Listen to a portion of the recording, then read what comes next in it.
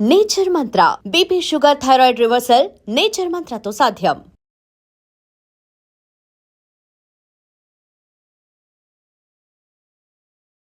ఇవాల్టి మన గెస్ట్ ఎవరో కాదు, తన బాట, తన మాట, తన పాట అన్నీ ఒక చైతన్య స్రవంతిలో సాగిన వేముల పుష్పక్క. గెలాలి మోదుగు వనమంత చినబో పెద్దన్న ఏడే పేదొల్ల మాయన్న, పెద్దన్న ఏడే పేదొల్ల మాయన్న. కర్మ భూమిలో పూసినవో పువ్వా, విరిసి విరియని ఓ తిరునవ్వా, కన్నుల ఆశలు నీరై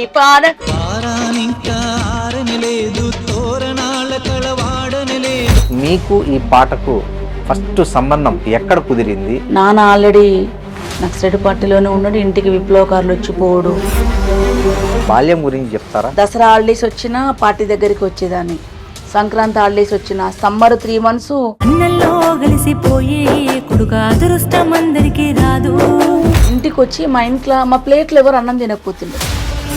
వీరేశమన్న ఎక్కడుండే? మీరు ఈ చదువుకునేటప్పుడు ఎక్కడైనా కలిసారా? నా 6th క్లాస్ నుంచి వీరేశంతో ఉన్నా నేను. మీ ఇద్దరి మధ్య ఒక అవగాహన, అంటే ఒకరినొకరు ఇష్టపడుకోవడం అనే. యాక్చువల్లీ వీరేశం గారిని నేను ముందు అన్న అని పిలిచేదాన్ని, ఎందుకంటే ఉద్యమంలో ఉన్నాం. ఇప్పుడు మీరేమో రెడ్డి, అవును, తనేమో దళిత్ కదా. పెద్ద డిసిషన్ తీసుకున్నాం, ఎవరు వస్తారు మన ఇంటికి, ఎవరు రానియరు. ప్రేమలకు మనుషులకు అక్కడ ఉన్నంత ప్లేస్మెంట్ ఈ భూమి మీద ఎక్కడ ఉండదన్న. అమరుడు పెద్దన్న బందుకు అందుకొని చెట్టు మీద కోయిలమ్మ ఓ కోయిలమ్మ, చెట్టంతా కొడుకు భరతు నేల రాలేనమ్మా. మీరు అన్న ఇద్దరు ఉద్యమాల్లోనే ఉన్నారు కదా, సో మీరు ఇట్లా లొంగిపోవడానికి బయటనే ఉన్నా. వీరేశం అడవిలో ఉన్నాడు, దొరికినప్పుడు తను మొత్తుకుని జీవుల నుంచి దునికి పండి బొర్లి. మీకు నయ్యంకు ఏంటి అంటే మీన్ ఎక్కడొచ్చాయి భేదాలు? ఆ నరకం పగోని కూడా రావుతాను. జనరల్గా ఫోన్ చేసిండు, చేసి పుష్పారెడ్డి నేను బాయ్ని మాట్లాడుతున్నా అన్నాడు. సో మీకు ఈ ఉద్యమ జీవితం నుంచి రాజకీయ జీవితంలోకి రావాలనే ఆలోచన ఎప్పుడు కలిగింది? అసలు మేము రాజకీయాలకు వస్తామని, ఈ స్టేజ్లో ఎమ్మెల్యేలం అవుతామని, ఇట్లుంటామని ఏ రోజు కలగనలేదన్న. సో ఎట్లా ఫీల్ అయినారు అక్క ఫస్ట్ మీ ఎమ్మెల్యే కంటెస్ట్ చేయమని బీఆర్ఎస్ నుంచి మీకు ఒక ఆఫర్ వచ్చి? అక్కడ ఎంత నేర్చుకొని వచ్చినామన్న, ఈ పార్లమెంట్ రాజకీయాలకు వచ్చినాక మళ్ళీ జీరో కాంచి నేర్చుకున్నాం. మీరు హిడ్మా ఎన్కౌంటర్ గురించి విన్నారు కదా, ఏమనిపించింది, ఎట్లా అనిపించింది మీకు? మళ్ళా మాట్లాడితే అర్బన్ నక్సలైట్లు అంటారేమో, నాకైతే నా అభిప్రాయం మరో భగత్ సింగ్. ఈ నక్సలైట్లు అంతరించిపోవడం వల్ల దేశానికి మేలు జరుగుతుందంటారా? సమస్యలు ఉన్నన్ని రోజులు తిరుగుబాటు జెండా వస్తుంది. గద్దరన్నతో మీకు చాలా ప్రత్యేక అనుబంధం. ఆయన చనిపోయినప్పుడు మీరు చాలా ఎమోషనల్గా ఫీల్ అయ్యారు. చరిత్రహీనులు ఎట్లా ఉంటారో చరిత్రలో కళాకారుడు పాటగాడు మాత్రం ఎప్పటికి బతుకుంటాడు అన్న. ఈ మధ్య మీరు ఒక కాంట్రవర్సీ స్టేట్మెంట్ ఏదో ఒకటి వచ్చింది, నన్ను బద్నాం చేయొద్దండి అని. ఆడపిల్ల రోడ్డు మీద ఏ ప్రొఫెషన్లు ఉన్నా మాకు స్పెషల్ సవాళ్ళు ఉంటాయన్న. మీరు ఒక ట్రస్ట్ పెట్టి చాలా సేవలు చేస్తున్నారని మా విజ్ఞేష్ కూడా చెప్పాడు నాకు. పేరెంట్స్ లేని పిల్లలు, చెత్త అది ఏరుకునే పిల్లలు. ఇప్పటి వరకు రాజకీయంగా కావచ్చు లేదా సాంస్కృతికంగా కావచ్చు ఎక్కడైనా వేధింపులు కానీ? కాలేజీల దగ్గర ఇంటర్వ్యూలు అవుతున్నప్పుడు నేను కాపలు కాసేదాన్ని. ఎవడు అమ్మాయిల కోసం ఎరవేస్తున్నాడు, ఎవరు వేధిస్తున్నారు, ఉరికిచ్చి కొట్టేదాన్ని. నమస్తే, వెల్కమ్ టు ఐ డ్రీమ్. నేను మీ రొద్దం శ్రీనివాస్. ఇవాల్టి మన గెస్ట్ ఎవరో కాదు, తన బాట, తన మాట, తన పాట అన్నీ ఒక చైతన్య స్రవంతిలో సాగిన వేముల పుష్పక్క మనతో ఉన్నారు. ఆమె ఒక ఫోక్ సింగర్గానే కాదు, ఒక ఉద్యమకారినిగా, తెలంగాణ సాంస్కృతిక సారథిగా కూడా తెలంగాణతో పాటు తెలుగు రాష్ట్ర ప్రజలందరికీ తన గాత్రంతో, తన మాటతో ఎంతో సుపరిచితులైన వ్యక్తి. ఆమె మనతో ఉన్నారు. నమస్తే పుష్పక్క. నమస్తే అన్న. పుష్పక్క, చెప్పండి, ఎలా ఉన్నారు? బాగున్నా. బాగున్నారా అక్క? మీ ఉనికే పాట. అసలు మీకు ఈ పాటకు ఫస్ట్ సంబంధం ఎక్కడ కుదిరింది, ఎలా కుదిరింది, దాని నేపథ్యం గురించి ఒకసారి చెప్పండి. నాన్న పేరు భిక్షం రెడ్డి, ఓకే. అమ్మ అండమ్మ. నాన్న బై బర్త్ మేము పుట్టక ముందు ఆయన విప్లవోద్యమంలో ఉన్నాడు, ఒక లీడర్. మేము మా జ్ఞానం వచ్చి సమాజంలో చూసి మాటలు విని మాకు ఇప్పటికీ జ్ఞాపక శక్తి ఉన్నప్పుడు నాన్న ఆల్రెడీ నక్సలైట్ పార్టీలోనే ఉన్నాడు. ఇంటికి విప్లవకారులు వచ్చిపోడు, పాటలు పాడేటోళ్ళు, రైతు కుల సంఘం వాళ్ళు, కార్మిక సంఘాల వాళ్ళు వచ్చిపోడు, నిత్యం వాళ్ళే. మేము బంధువుల దగ్గర పోడు తప్ప మా ఇంటికి బంధువులు వచ్చాడు ఎప్పుడు లేదు. మేము చిన్నగా ఉన్నప్పుడు విప్లవకారులతోనే ఉండేది ఇల్లు. అట్లా వాళ్ళు పాటలు పాడేటోళ్ళు వచ్చినప్పుడు పాటలు పాడని నేర్చుకున్నాడు. మీ అందరికీ తెలిసిందే పాట తొందరగా ఆకర్షించుకుంటుంది, తొందరగా అది చేస్తుందని. అట్లా నేను నాన్న పాట పాడుతుండే, బయట ఏం పాడకపోతున్నా నేర్పించడానికి పాడుతుండే ఆయన. నేను అట్లా పాట నేర్చుకున్నా. అక్క ఫస్ట్ మీకు మైండ్లో అట్రాక్ట్ అయిన పాట గుర్తుందా? ఉందన్న. ఏం పాట అక్క?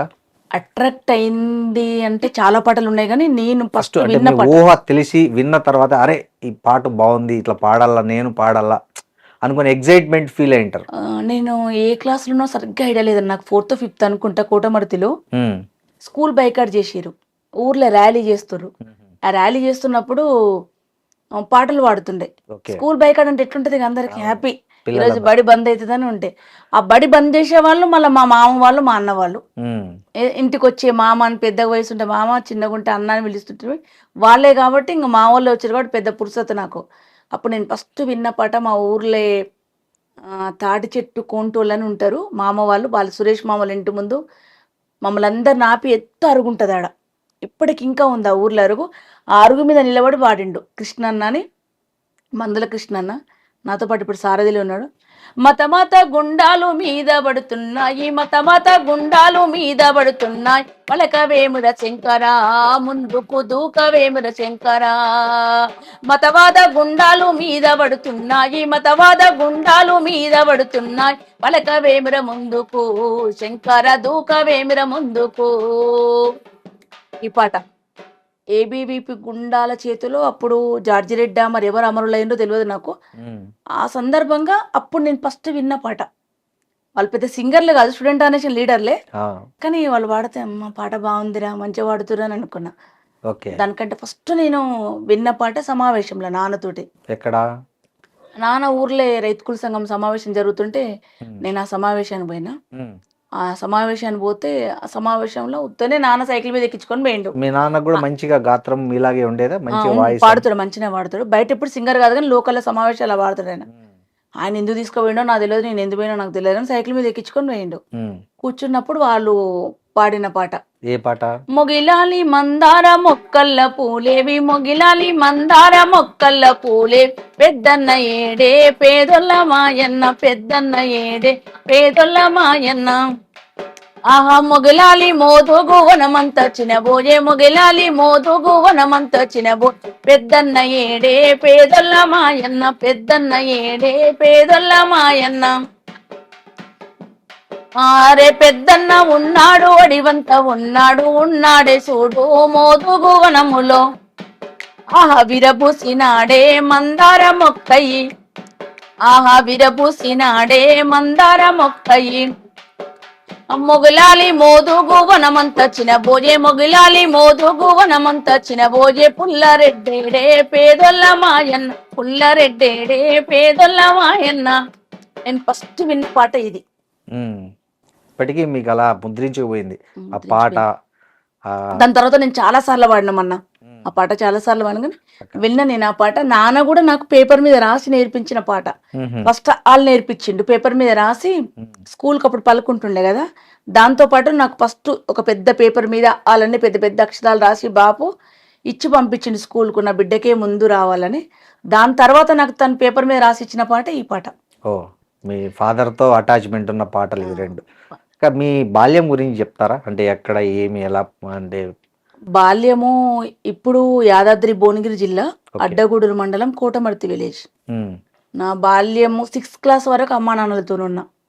6th తర్వాత అమ్మా నాన్నలతో. నేను దసరా హాలిడేస్ వచ్చినా పార్టీ దగ్గరికి వచ్చేదాన్ని, సంక్రాంతి హాలిడేస్ వచ్చిన, సమ్మర్ 3 months పల్లెలకి గ్రామాలకు ధరలండి విద్యార్థి సంఘాలను పిలిపిస్తుండే.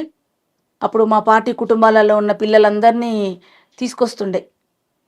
అసలు మేము అందరు అమ్మమ్మ ఇళ్ళకు వాళ్ళకు పోతారు కదా, మాకు ఎప్పుడు హాలిడేస్ వస్తాయి ఎప్పుడు వాళ్ళ గ్రామాలకని ఉండేటోళ్ళం.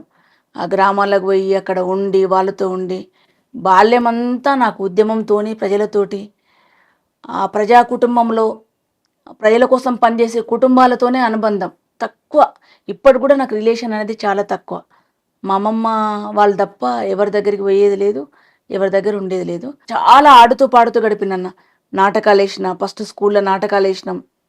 దాని తర్వాత డెంకల ప్రతిపాదన మీద, వరల్డ్ బ్యాంక్ వ్యతిరేకంగా, అందాల పోటీ వ్యతిరేకంగా అప్పటి నుంచి ప్రారంభమైన ప్రతి కార్యక్రమం. శనివారం ఆదివారం సెకండ్ సాటర్డే వస్తే కూడా ఫ్రైడే సాయంత్రం ఎవరో ఒకరు మా అమ్మ వాళ్ళు అన్న వాళ్ళు వచ్చి సైకిల్ ఎక్కించుకొని ఏ ఊర్లో ప్రోగ్రామ్ ఉంటే ఆడ తీసుకుపోయి గోషి కట్టించి గొంగడేపించి మళ్ళీ సండే నైట్ అయినా మండే మార్నింగ్ స్కూల్ టైం వరకు ఇంటికాడ దింపేటోళ్ళు. అన్న తమ్ములు ఎంతమంది? వాళ్ళతో మీ రిలేషన్ ఎట్లుంది? ఒక చెల్లి శ్రీలత, 2 తమ్ముళ్ళు వెంకటరెడ్డి, సోమరెడ్డి. చాలా బాగుంటుంది అన్న. దాని మొత్తం నిజంగా చెప్పాలంటే అమ్మమ్మ వాళ్ళ కుటుంబం తప్ప, మా పిన్ని అమ్మమ్మ కుటుంబం తప్ప బంధువులతో ఎవరితో మాకు రిలేషన్ లేదు. నాన్న ఆల్రెడీ నక్సడిపాట్లో ఉండడం వల్ల, పేదరికం, రెడ్డి అయినా పేద కుటుంబం అవ్వడం వల్ల మాకేం పెద్ద అట్లాంటి కోరికలు ఆశలు ఏం లేకపోవడం వల్ల నాన్న చిన్నప్పటి నుంచి ఇంట్లో దేవుడే లేకుండా పెంచాడు మమ్మల్ని. ఆయన ఇప్పటికీ దేవుని మొక్కడు. ఇంట్లో దేవుడు లేడు, ఏ సాంప్రదాయాలు పాటించరు. ఊర్లో అన్ని కులాలు, అనగారిన కులాలు ఎవరున్నారో వాళ్ళు వచ్చి మామని వరుస పిలుస్తుంటే ఇంటికి వచ్చి మా ఇంట్లో మా ప్లేట్లు ఎవరు అన్నం తినకపోతుండే. మా బంధువులు ఫంక్షన్లో పిలిస్తే ఏదైనా వస్తే ప్లేట్లు తినకపోతుండే వాళ్ళు. వాళ్ళ ఇంటికి వచ్చిపోయినాక మా బాపమ్మ వాళ్ళు, పక్కన బాపమ్మ వాళ్ళు, ఎందుకే వాళ్ళకు ఊకే పిలిచి పెడతారు అన్నం, మీరు మీ నాయన అట్నే చేసిరు, మీరు అట్నే చేస్తారని అంటుండే. వాళ్ళు ఒక్కరు మాత్రమే ఊర్లే నాన్నని అన్న అని పిలిచేటోళ్ళు, చాలా ప్రేమగా. ముందు నుంచే మాకు అట్లా అలవాటు అయిపోయింది. చాలా అందంగా నచ్చినట్టు. ఇంకా మేము వేరే నేర్చుకోవాల్సిన అవసరం లేకుండా ముందు నుంచి అన్ని కుటుంబాలు, విప్లవోద్యమంలో ఉన్న అన్ని కుటుంబాలు ముందు నుంచే వాళ్ళు బిల్డప్ అయి ఉంటారు, అట్లా క్రియేటివ్ అయ్యి ఉంటుంది. కాబట్టి మాకు పెద్ద ఫీలింగ్స్ ఏం లేకపోతే చాలా హ్యాపీగా గడిపినాం అన్న. ఉద్యమకారులతో, పాటలతో చాలా బాగా. వాళ్ళు ఎక్కడికన్నా మీటింగ్లకు ఢిల్లీకో బొంబాయికో పోతే వాళ్ళు మాకు పెన్నులు కొనుక్కొచ్చేటోళ్ళు, బుక్ కొనుక్కొచ్చేటోళ్ళు, పలకలు కొనుక్కొచ్చేటోళ్ళు, ఇంటి దగ్గర ఉన్న కలిసింది తినేటోళ్ళు. అమ్మ లేకపోతే మాకు అమ్మ పనికి పోయేసరికి వండి పెట్టేటోళ్ళు. వాళ్ళు వండి పెట్టి తిని మళ్ళీ మేము తిని వాళ్ళు వెళ్ళిపోయేటోళ్ళు, రొట్టె చేసేటోళ్ళు. అన్నీ అంత ఫ్యామిలీ లాగానే ఉండేటోళ్ళు. ఇప్పుడు ఎట్లయితే మంది ఉన్నారో అట్లనే ఉండేటోళ్ళు అప్పుడు కూడా. మీకు తెలిసి ఫస్ట్ మీరు స్టేజ్ మీద పాడిన పాట మీకు గుర్తుందా? ఎక్కడ పాడారు? ఏ స్టేజ్ మీద పాడారు? ఏ స్టేజ్ మీద వాడినంటే పల్లెపాడులో వాడినన్న. ఇప్పుడు మా కాన్స్టిట్యున్సీలోనే ఉన్న నార్కడపల్లి మండలంలో పల్లెపాడులో పాడిన నేను పాట. ఫస్ట్ పాట ఏ సందర్భంలో? ఏ సందర్భంలో అంటే అది డిసెంబర్లో అమరుల వారోత్సవాలు జరుగుతాయి. ఆ సందర్భంగా జెండావిష్కరణ కార్యక్రమాలు ఉంటాయి. డిసెంబర్ నెలంతా, మే నెలంతా ఉంటది. నాకు తెలిసి డిసెంబరో మేనో అనుకుంటా. సమ్మర్లోనే డాన్స్ క్యాంపెయినింగ్ పెడతారు. ప్రతి సమ్మర్ వచ్చినప్పుడు కుటుంబాల నుంచి వచ్చిన పిల్లలు, ఇంకా మిగతా వాళ్ళు ఎవరైనా కొత్త వాళ్ళు వస్తే డాన్స్ నేర్పియడము, స్ట్రీట్ ప్లే నేర్పియడం, పాట పాడడం, డప్పు, ఇవన్నీ ఒక 20 రోజుల నుంచి నేర్పించుకుని దాని సందర్భంగా ఒక సభ పెట్టేటోళ్ళు. ఆ సభలో నేను పాట పాడిన. ఫస్ట్ పాట ఏ క్లాస్ ఉంటే అప్పుడు మీరు? 6th అన్న. సిక్స్త్ సమ్మరా 7th సమ్మరా ఐడియా లేదు నాకు, ఇన్నేళ్ళు కాబట్టి. ఏం పాట పాడారక్క? కర్మ భూమిలో పూసిన ఓ పువ్వా, విరిసి విరియని ఓ తిరునవ్వా, కన్నుల ఆశలు నీరై పార, కట్నపు జ్వాలల సమితైపోయావా. కర్మ భూమిలో పూసిన ఓ పువ్వా, విరిసి విరియని ఓ చిరునవ్వా, కన్నుల ఆశలు నీరై కార, కట్నపు జ్వాలల సమితైపోయావా.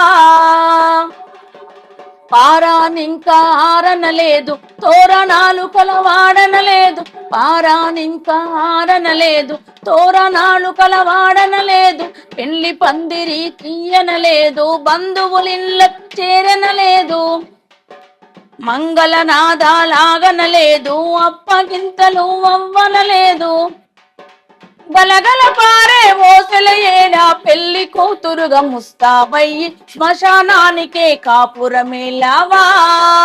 కర్మ భూమిలో పూసిన ఓ పువ్వా, విరిసి విరియని ఓ చిరునవ్వా, కన్నుల ఆశలు నీరై కారగం, కట్నపు జ్వాలల సమితైపోయావా.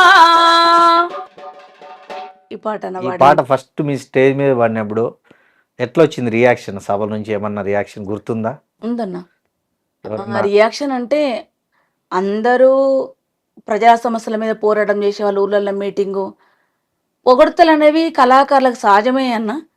కానీ విప్లవోద్యమంలో పనిచేసే కళాకారులు అయితే నేనైతే ఎప్పుడు పొగుడుతాను, ఎప్పుడు అంటే అట్లా పొగడము, చప్పట్లు కొట్టడం బయట క్లాసికల్ లాగా మాకేం ఉండవు. అవును. బాగా పాట పాడితే చెల్లె బాగా పాడినవరా, రేపు ఇంకోటి మంచిగా నేర్చుకోరా, స్టేజ్ మీద పొగళ్ళు ఉండవు. కిందికి వచ్చినాక మంచిగా పాడినవరా, మంచిగా పాడుతున్నావు, నువ్వు ఇంకా ఇంట్రెస్ట్ పెడితే బాగా పాడుతావు అట్లా అట్లా మీకు అంటారు. ఫస్ట్ కితాబ్ ఇచ్చిన వాళ్ళు ఎవరైనా ఉన్నారా పెద్దలు? మీ ఉన్నారన్న ఊర్లో? కృష్ణారెడ్డి అని, ఉమ్, పల్లెపాళ్ళ కృష్ణారెడ్డి అని ఉంటుండే, అమరుడైండు. ఉమ్, తను వరంగల్ ఎన్కౌంటర్లో అమరుడైండు. నేను చిన్నగా ఉన్నప్పుడు నా ఊహ తెలిసి నేను మాటలు విని మాట్లాడుతున్నప్పుడు తను ఓల్డ్ టైమరు, ఉమ్, ఇంటికి వస్తుండే. నాన్నకు ఆయనకు ఏదో సమ్ రిలేషన్ ఉండనో లేదో తెలియదు నాకు, కానీ బావో బామ్మర్దుల వరుసలు ఉంటుండే వాళ్ళకు. నేను మామ అని పిలుస్తుంటే నేను ఆయన భుజం మీద ఎక్కించుకొని నన్ను స్కూల్కి పంపి, స్కూల్ నుంచి మళ్ళీ ఈవినింగ్ తీసుకొచ్చి నాకు సైకిల్ నేర్పించి చేసింది ఆయనే. అప్పుడు ఆ అన్న బతుకున్నాడు, అప్పుడు యూజీకి పోలేదు, ఊర్లోనే ఉన్నాడు. వాళ్ళ ఇంట్లోనే చూసుకొని జడ వేయించి స్నానం చేయించి అన్ని చేసేటోడు. చాలా గుర్తుకుంది. చాలా ఏండ్లు కలిసినాం. నాకు మ్యారేజ్ అయినాక కూడా ఉన్నాడు. తన్ని చివరిసారిగా నేను వీరేశమే మా చేతుల మించే తన దాన సంస్కారాలు జరిగినాయి. ఎట్లా?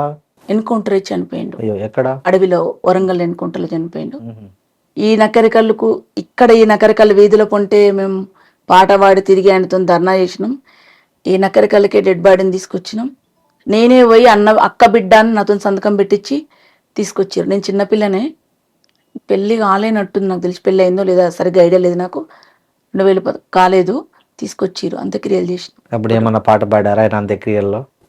అంత్యక్రియలు అమరులో పాటలు పాడుతుంటాం. ఆయన మీకు బాగా అటాచ్మెంట్ కదా? నేను ఫస్ట్ పాట కూడా ఆయన కోసమే రాసిన. అక్క, ఈ మీరు సరే చదువుకుంటున్నారు, మీ ఫ్యామిలీ బ్యాక్గ్రౌండ్ అంతా బాగానే ఉంది. అన్నా ఓ కృష్ణారెడ్డి అందుకు మా జోహార్లన్నా, అన్నా ఓ కృష్ణారెడ్డి అందుకు మా జోహార్లన్నా, అమరుడవో కృష్ణారెడ్డి, అమరుడవో కృష్ణారెడ్డి అందుకు మా జోహార్లన్నా, అన్నా ఓ కృష్ణారెడ్డి అందుకు మా జోహార్లన్నా. Thank you. ఈ పాట పాడారు. ఒక చరణం గుర్తుకొచ్చింది. ఈ పాట నేను రాసిన పాట. Great అక్క. అక్క, ఇప్పుడు మీరు చదువుకుంటున్నారు, ఆల్రెడీ మీ ఫాదర్ విప్లవంలో ఉన్నారు. మీరు చదువుకొని ఏదైనా జాబ్ చేయాలని అట్లా ఉండేనా, లేకపోతే మీరు అంటే ఈ ఎట్లా అనిపించింది మీరు జాబ్ చేయాలన్న కోరిక ఎప్పుడు రాలేదన్న. నాన్నకుంటుండే ఉమ్, చదువుకుంటది, చదువుతుంది కదా. ఎప్పుడన్నా నేను ఏదో 10th లోపు అన్నట్టుంది 2-3 సార్లు, నువ్వు ఎంఆర్ఓ కావాలి, ఇంట్లో పెద్దమ్మ కదా, చదువుతావు కదా, నువ్వు ఎంఆర్ఓ కావి అయి ప్రజలకు సర్వీస్ చేయాలని అంటుండే. అంత పెద్ద పదాలు మనకేం తలకాయకి ఎక్కేటి కావప్పుడు. అంతకంటే ముందే ఇంత పెద్ద రాజకీయాలు, వాళ్ళతో పాటలు పాడు, బజార్లు ఎమ్మడి తిరుగుడు, డప్పులు గజ్జలు, కాబట్టి ఆ ఎంఆర్ఓ అనే పదాన్ని ఈ డామినేట్ చేసినాయి నన్ను. ఇవే ఇంట్రెస్ట్ అయినాయి వాటి గురించి చదువు. ఇప్పుడు నా చదువు అంతా సప్లిమెంటరీ చదువు అన్న. ఎంతవరకు చదివారక్క మీరు? నాది AA LLB. ఈ చదువుకుంటూనే విప్లవ ఉద్యమంలోకి వెళ్ళారా మీరు? విప్లవోద్యమం నుండి చదువుకున్నా. ఉండే చదువుకున్నా. ఓకే. విప్లవోద్యమ విద్యార్థి సంఘంలో పనిచేస్తూనే చదువు కొనసాగించినాం. అలా అడ్మిషన్ వేసేది, ఎండాకాలం ఆనకాలం క్లాసులకు పోయేది. ఆ కాలేజీ పోయి మేము ధర్నా చేయాలన్నా, ఆ కాలేజీ పోయి ఏదన్నా మాట్లాడాలన్నా స్టూడెంట్ అయి ఉండాలి కన్నా. అవును. దానికోసం అన్నా దాంట్లో అడ్మిషన్ ఇచ్చేవాళ్ళం. Okay okay okay. అవునులే, మీరు స్టూడెంట్ కాదంటారు. స్టూడెంట్ కాదంటే స్టూడెంట్ ఆర్గనైజేషన్ కదా. అవును. స్టూడెంట్ ఆర్గనైజేషన్లు ఉండాలంటే స్టూడెంట్ సమస్యలు తెలిసి ఉండాలి. అవును. వ్యవసాయ రంగంలో పనిచేయాలంటే ఆ రైతు అయి ఉండాలి. దానికోసం ఖచ్చితంగా చదువుకోవాల్సిందే, చదవాలి కూడా. చదువు సర్టిఫికేట్ కోసం చదువుకోలే, పోరాటం చేయడానికి, విద్యార్థుల సమస్యల కోసం కొట్లాడుతున్నాం, చదువు చదివినాం. అప్పుడు వీరేశమన్న ఎక్కడుండే? మీరు ఈ చదువుకునేటప్పుడు ఎక్కడైనా కలిసారా? నా 6th క్లాస్ నుంచి వీరేశంతో ఉన్నా నేను. ఓకే. ఈయన కూడా విద్యార్థి సంఘమేనా? విద్యార్థి సంఘమే. తను డప్పు కొడతాడు, డప్పు డోల కొట్టాడు. నేను చెప్పిన ఈ పల్లెపాడులో తను కూడా ఉన్నాడు ఆ డప్పు దాంట్లో. ఇద్దరం కలిసి డాన్స్ కూడా వేసినాం. ఇద్దరం కలిసి డాన్స్ వేసినాం, డప్పు కొడుతుండే. అప్పుడే తను డోలకు కొడుతుండే, డప్పు శిక్షణ కూడా ఇస్తుండే తను అప్పుడే. ఓకే. నేను 6th అంటే తను 9th క్లాస్, నాకంటే 3 years పెద్ద కదా. 9th ఉన్నాడు. పాటలు కూడా పాడిండ్రా? మీ పాటలు నాకంటే చాలా బాగా పాడతాడు. మీ ఇద్దరు కలిసి పాడిన పాట ఏదన్నా ఉందా? ఇద్దరం కలిసి ఏం పాడలేదన్న, పాట నేర్పిస్తాడు అంతే. మీకు నేర్పించాడా ఏదన్నా? నేర్పించింది. ఏం పాట నేర్పించాడు అక్క? నాకు ఇట్లా నేను ఇప్పుడు చూసుకుంటూ వాడతాం కదా, కళాకారులకు ఉన్న చెడ్డ గుణం ఏంటంటే మాకు బట్టి పట్టుకొని తలకాయలు పెట్టుకుని తక్కువ. అవును. ఏ పాట వస్తే దాంట్లోనే వాడతాం. నాకు అట్లా నువ్వు నేర్చుకోవాలి, పేపర్ లేకుండా పాడాలని నేర్పించిన పాట. నేను చాలాసార్లు వాడిన పాట. పాడండి అక్క. ఎన్ని జన్మలకైనా ఏ జన్మకైనా కన తల్లి చనుబాల రుణమెట్లదీరు, కని పెంచిన తల్లి భ్రమలెట్లదీరు, రారాజులకైనా రాక్షసులకైనా విషపు నాగులకైనా విష్ణువుకైనా తల్లి మురికిల పూసే మల్లె మొగ్గాలే తల్లి లేని జన్మ ఏ జీవికుంది అంగిలా ఊదరిగి చెంగున ఎగిరేసి నింగిలో బిడ్డాను ముద్దాడుతావు పసిగుడ్డు జ్వరమొచ్చి పాలు వద్దంటే రంపంతో నీ గుండె కోసేసినట్లు లోకాన్ని శోకంతో ముంచెత్తుతావు దేవుణ్ణి రప్పించి మందులిప్పిస్తావు నడక నేర్పినావు నవ్వు నేర్పినావు పాలు దాపినావు పాట నేర్పినావు మలములు ఉచ్చపసి మైల చేసిన గిల్లిన కొరికిన దిద్దు చేసిన అమ్మ నీ ఓపిక అంతు దిక్కాదే కన్న తల్లి కడుపు లోతు తెలివాదే దెబ్బ తగిలినప్పుడు జబ్బు పడినప్పుడు అమ్మ అమ్మ అని అరిచితే చాలు యముడు కూడా వచ్చి చూసిపోతాడు చావు కూడా చూసి చూడనట్టుండు ఆడబిడ్డల గాని అప్పగింతాలప్పుడు పాలసేపులు నిన్ను పోసిపోయినట్లు పాలసేపులు నిన్ను పోసిపోయినట్లు అక్క చెల్లెన్లాను అన్నదమ్ములాను అందరినీ కల్పించే మందిరమమ్మో అందరినీ కల్పించే మందిరమమ్మో ఆకాశమ్మ తల్లి అంతు జిక్కింది పాతాల గంగమ్మ లోతు తెలిసింది పాతాల గంగమ్మ లోతు తెలిసింది అంతు జిక్కనిదొకటే అమ్మ ప్రేమమ్మో ఎన్ని జన్మలకైనా ఏ జన్మకైనా. ఈరోజు విప్లవోద్యమంలో ప్రజల కోసం ప్రాణాలిచ్చి ప్రజల కోసం త్యాగం చేసే ప్రతి బిడ్డను గన్న తల్లి, ప్రజలకు సర్వీస్ చేయడానికి పబ్లిక్ సర్వీస్ చేయడానికి ఐఏఎస్లై అధికారులై నీతి నిజాయితీతో పనిచేసే ఆఫీసర్లను కన్న తల్లులు, ప్రతి బిడ్డ మీద తల్లికి కోరికుంటుందన్న, నా బిడ్డ ఇది కావాలి అది కావాలని. అందరూ నెరవేర్చకపోవచ్చు తల్లి కోరికని, తల్లి నెరవేర్చని కోరికలు కూడా తీర్చిన బిడ్డలు చాలా మంది ఉన్నారు. అట్లాంటి బిడ్డలకు చాలా ఉన్నతమైన వాళ్ళు. కానీ ఈరోజు కడుపులో ఉన్న బిడ్డనే స్కాన్ చేసి చంపే దగ్గర నుంచి మొదలుకుంటే ఆడపిల్ల మగపిల్ల అని ఇప్పటికే ఆడపిల్లల శాతం తగ్గిపోయింది. 70 మంది ఆడపిల్లలు ఉంటే 90 మంది మగపిల్లలు ఉన్నారు. ఎదురు కట్నాలు ఇచ్చి పెళ్ళిళ్ళు చేసుకుంటున్నారు. ఏమంటారు, చెప్పుకోలేక బయటికి మాకేం కట్నాలు వద్దు, అదంతా పచ్చి అబద్ధం. కట్నాలు లేకుండా చేసుకుంటాడు ఎవ్వలేడు ఇయ్యాలి లేపు. దొరక్క ఎవడు పిల్లనియక ఏజ్ బారైపోయి ఎదురు కట్నాలు ఇచ్చి పెళ్ళిళ్ళు చేసుకుంటున్నారు. చేసుకోవాలి, జీవితం నిలబడాలి. కానీ ఎవరు చేసిన పాపం అది. ఆడపిల్లని చంపేయడం వల్ల శాతం తగ్గిపోయింది. ఇప్పుడు టెక్నాలజీ ఎక్కువ పెరిగింది, తెలివి ఎక్కువైంది, టెక్నాలజీ ఎక్కువైంది. దీని నుంచి ఏం చేస్తున్నారంట అన్న, పిల్లలని దత్తత. ఇంతకుముందేమో అంగట్లో పెట్టి అమ్మేటోళ్ళు కడుపును రెంట్కి ఇస్తున్నారు. నా భాషలో చెప్పాలంటే కడుపును రెంట్కు. పుట్టిన తర్వాత వాళ్ళకి పిల్లలు లేరు, పాపం మేము చాలా బుద్ధిమంతులం కనిస్తున్నామని దత్తత, చట్ట విరుద్ధమైన దత్తత. మీరెట్లా మీ బిడ్డల్ని ఇచ్చినా మీ బిడ్డలు దత్తత పేరుతో వాళ్ళ దగ్గర ఉంటారని మీరు భ్రమపడకండి. ఆ బిడ్డలు ఎక్కడికి పోతున్నారు, వాళ్ళు ఎక్కడి నుంచి ఎక్కడి పంపుతున్నారు, ఏ మాఫియా చేతులకు మీ బిడ్డలు పోతున్నారు, మీకు చేతులు ఎత్తి దండం పెడితే ఆడపిల్లల్ని నమ్మొద్దు. ఆడపిల్లల్ని చదవనియండి, ఎదగనియండి. ఈ సమాజంలో సముచితమైన స్థానం వాళ్ళకి ఇవ్వండి. వాళ్ళు లేకపోతే సృష్టి లేదు.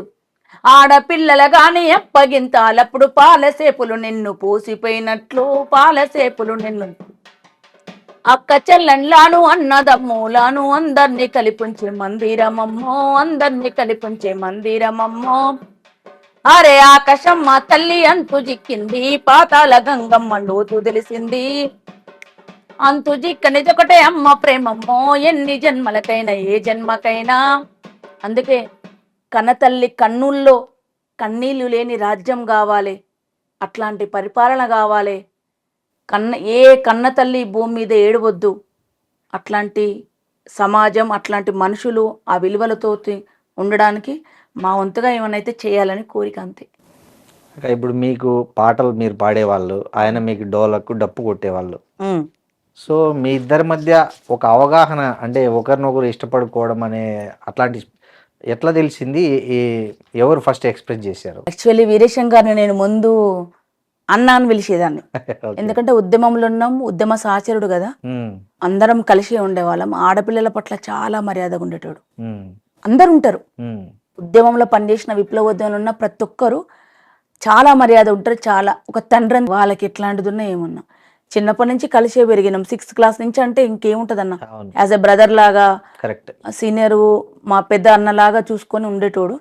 ఓల్డ్ టైమర్లలో నేను ఒక్కదాన్ని అమ్మాయిని ఉండే, ఈ జిల్లాలో అమ్మాయిని ఒక్కదాన్ని, అంటే నా ఏజ్ వాళ్ళు నేను ఒక్కదాన్ని. నా సీనియర్లు చాలా మంది అక్క వాళ్ళు ఉన్నారు. అట్లా ఉన్నారు. మిగిలిన మేమిద్దరమే కాబట్టి అందరు మమ్మల్ని పెళ్లి చేసుకోండి, మీరు ఇద్దరే ఉన్నారు, పెళ్లి చేసుకోండి అని అడిగిండ్రు. నేను అప్పుడు కొంచెం ఉంది, నాకు ఇప్పుడు పెళ్లి ఉద్దేశం లేదు, నేను తర్వాత చేసుకుంటా, నాకు ఉద్యమంలో పని చేయాలని ఉంది, ఇంకా కొంచెం ఏదైనా పెద్ద స్టెప్ తీసుకోవాలంది, దానికి పెళ్లి ఆటంకం అయింది కాబట్టి వద్దు అని పార్టీ వాళ్ళకి అబ్జెక్షన్ చెప్పిన, నేను ఇప్పుడు చేసుకోనని. మళ్ళీ తర్వాత కొన్ని రోజుల తర్వాత మళ్ళీ మేమే క్లోజ్ అయినప్పుడు, చేసుకుందాం అనుకున్నప్పుడు, ఎట్లాగ ఇద్దరం ఉన్నాము, ఊకే మనమ్మటే పడుతురు కదా, ఆలోచిద్దామని మాట్లాడుకున్నప్పుడు చేసుకుందాం కానీ కండిషన్స్ పెట్టుకొని. ఏం కండిషన్స్ పెట్టుకున్నారు? పిల్లలొద్దు, పిల్లల్ని కనొద్దు, రేపు మనకు వాళ్ళు భవిష్యత్తులో ఇబ్బంది అవుతారు, కుటుంబాలు యాక్సెప్ట్ చేస్తాయో చేయవు, వాళ్ళు చేయకపోతే కనొద్దు, చేసినా కూడా కనొద్దు, అప్పుడు కండిషన్ బట్టి ఉందాం అని నేను కండిషన్ పెట్టిన. కనొద్దు, మనకు వాళ్ళు అడ్డం వస్తారు, మన సీనియర్లను ఆల్రెడీ చూసినాం, మనం ఏడుకో అడుగు పోయి చచ్చిపోతే మళ్ళీ పిల్లలు వాళ్ళ కోసం రాజీపడి రావాల్సి వస్తుంది అనుకున్నాం. చివరికి మా జీవితంలో అదే జరిగింది, రాజీపడే రావాల్సి వచ్చింది అనుకున్నాం.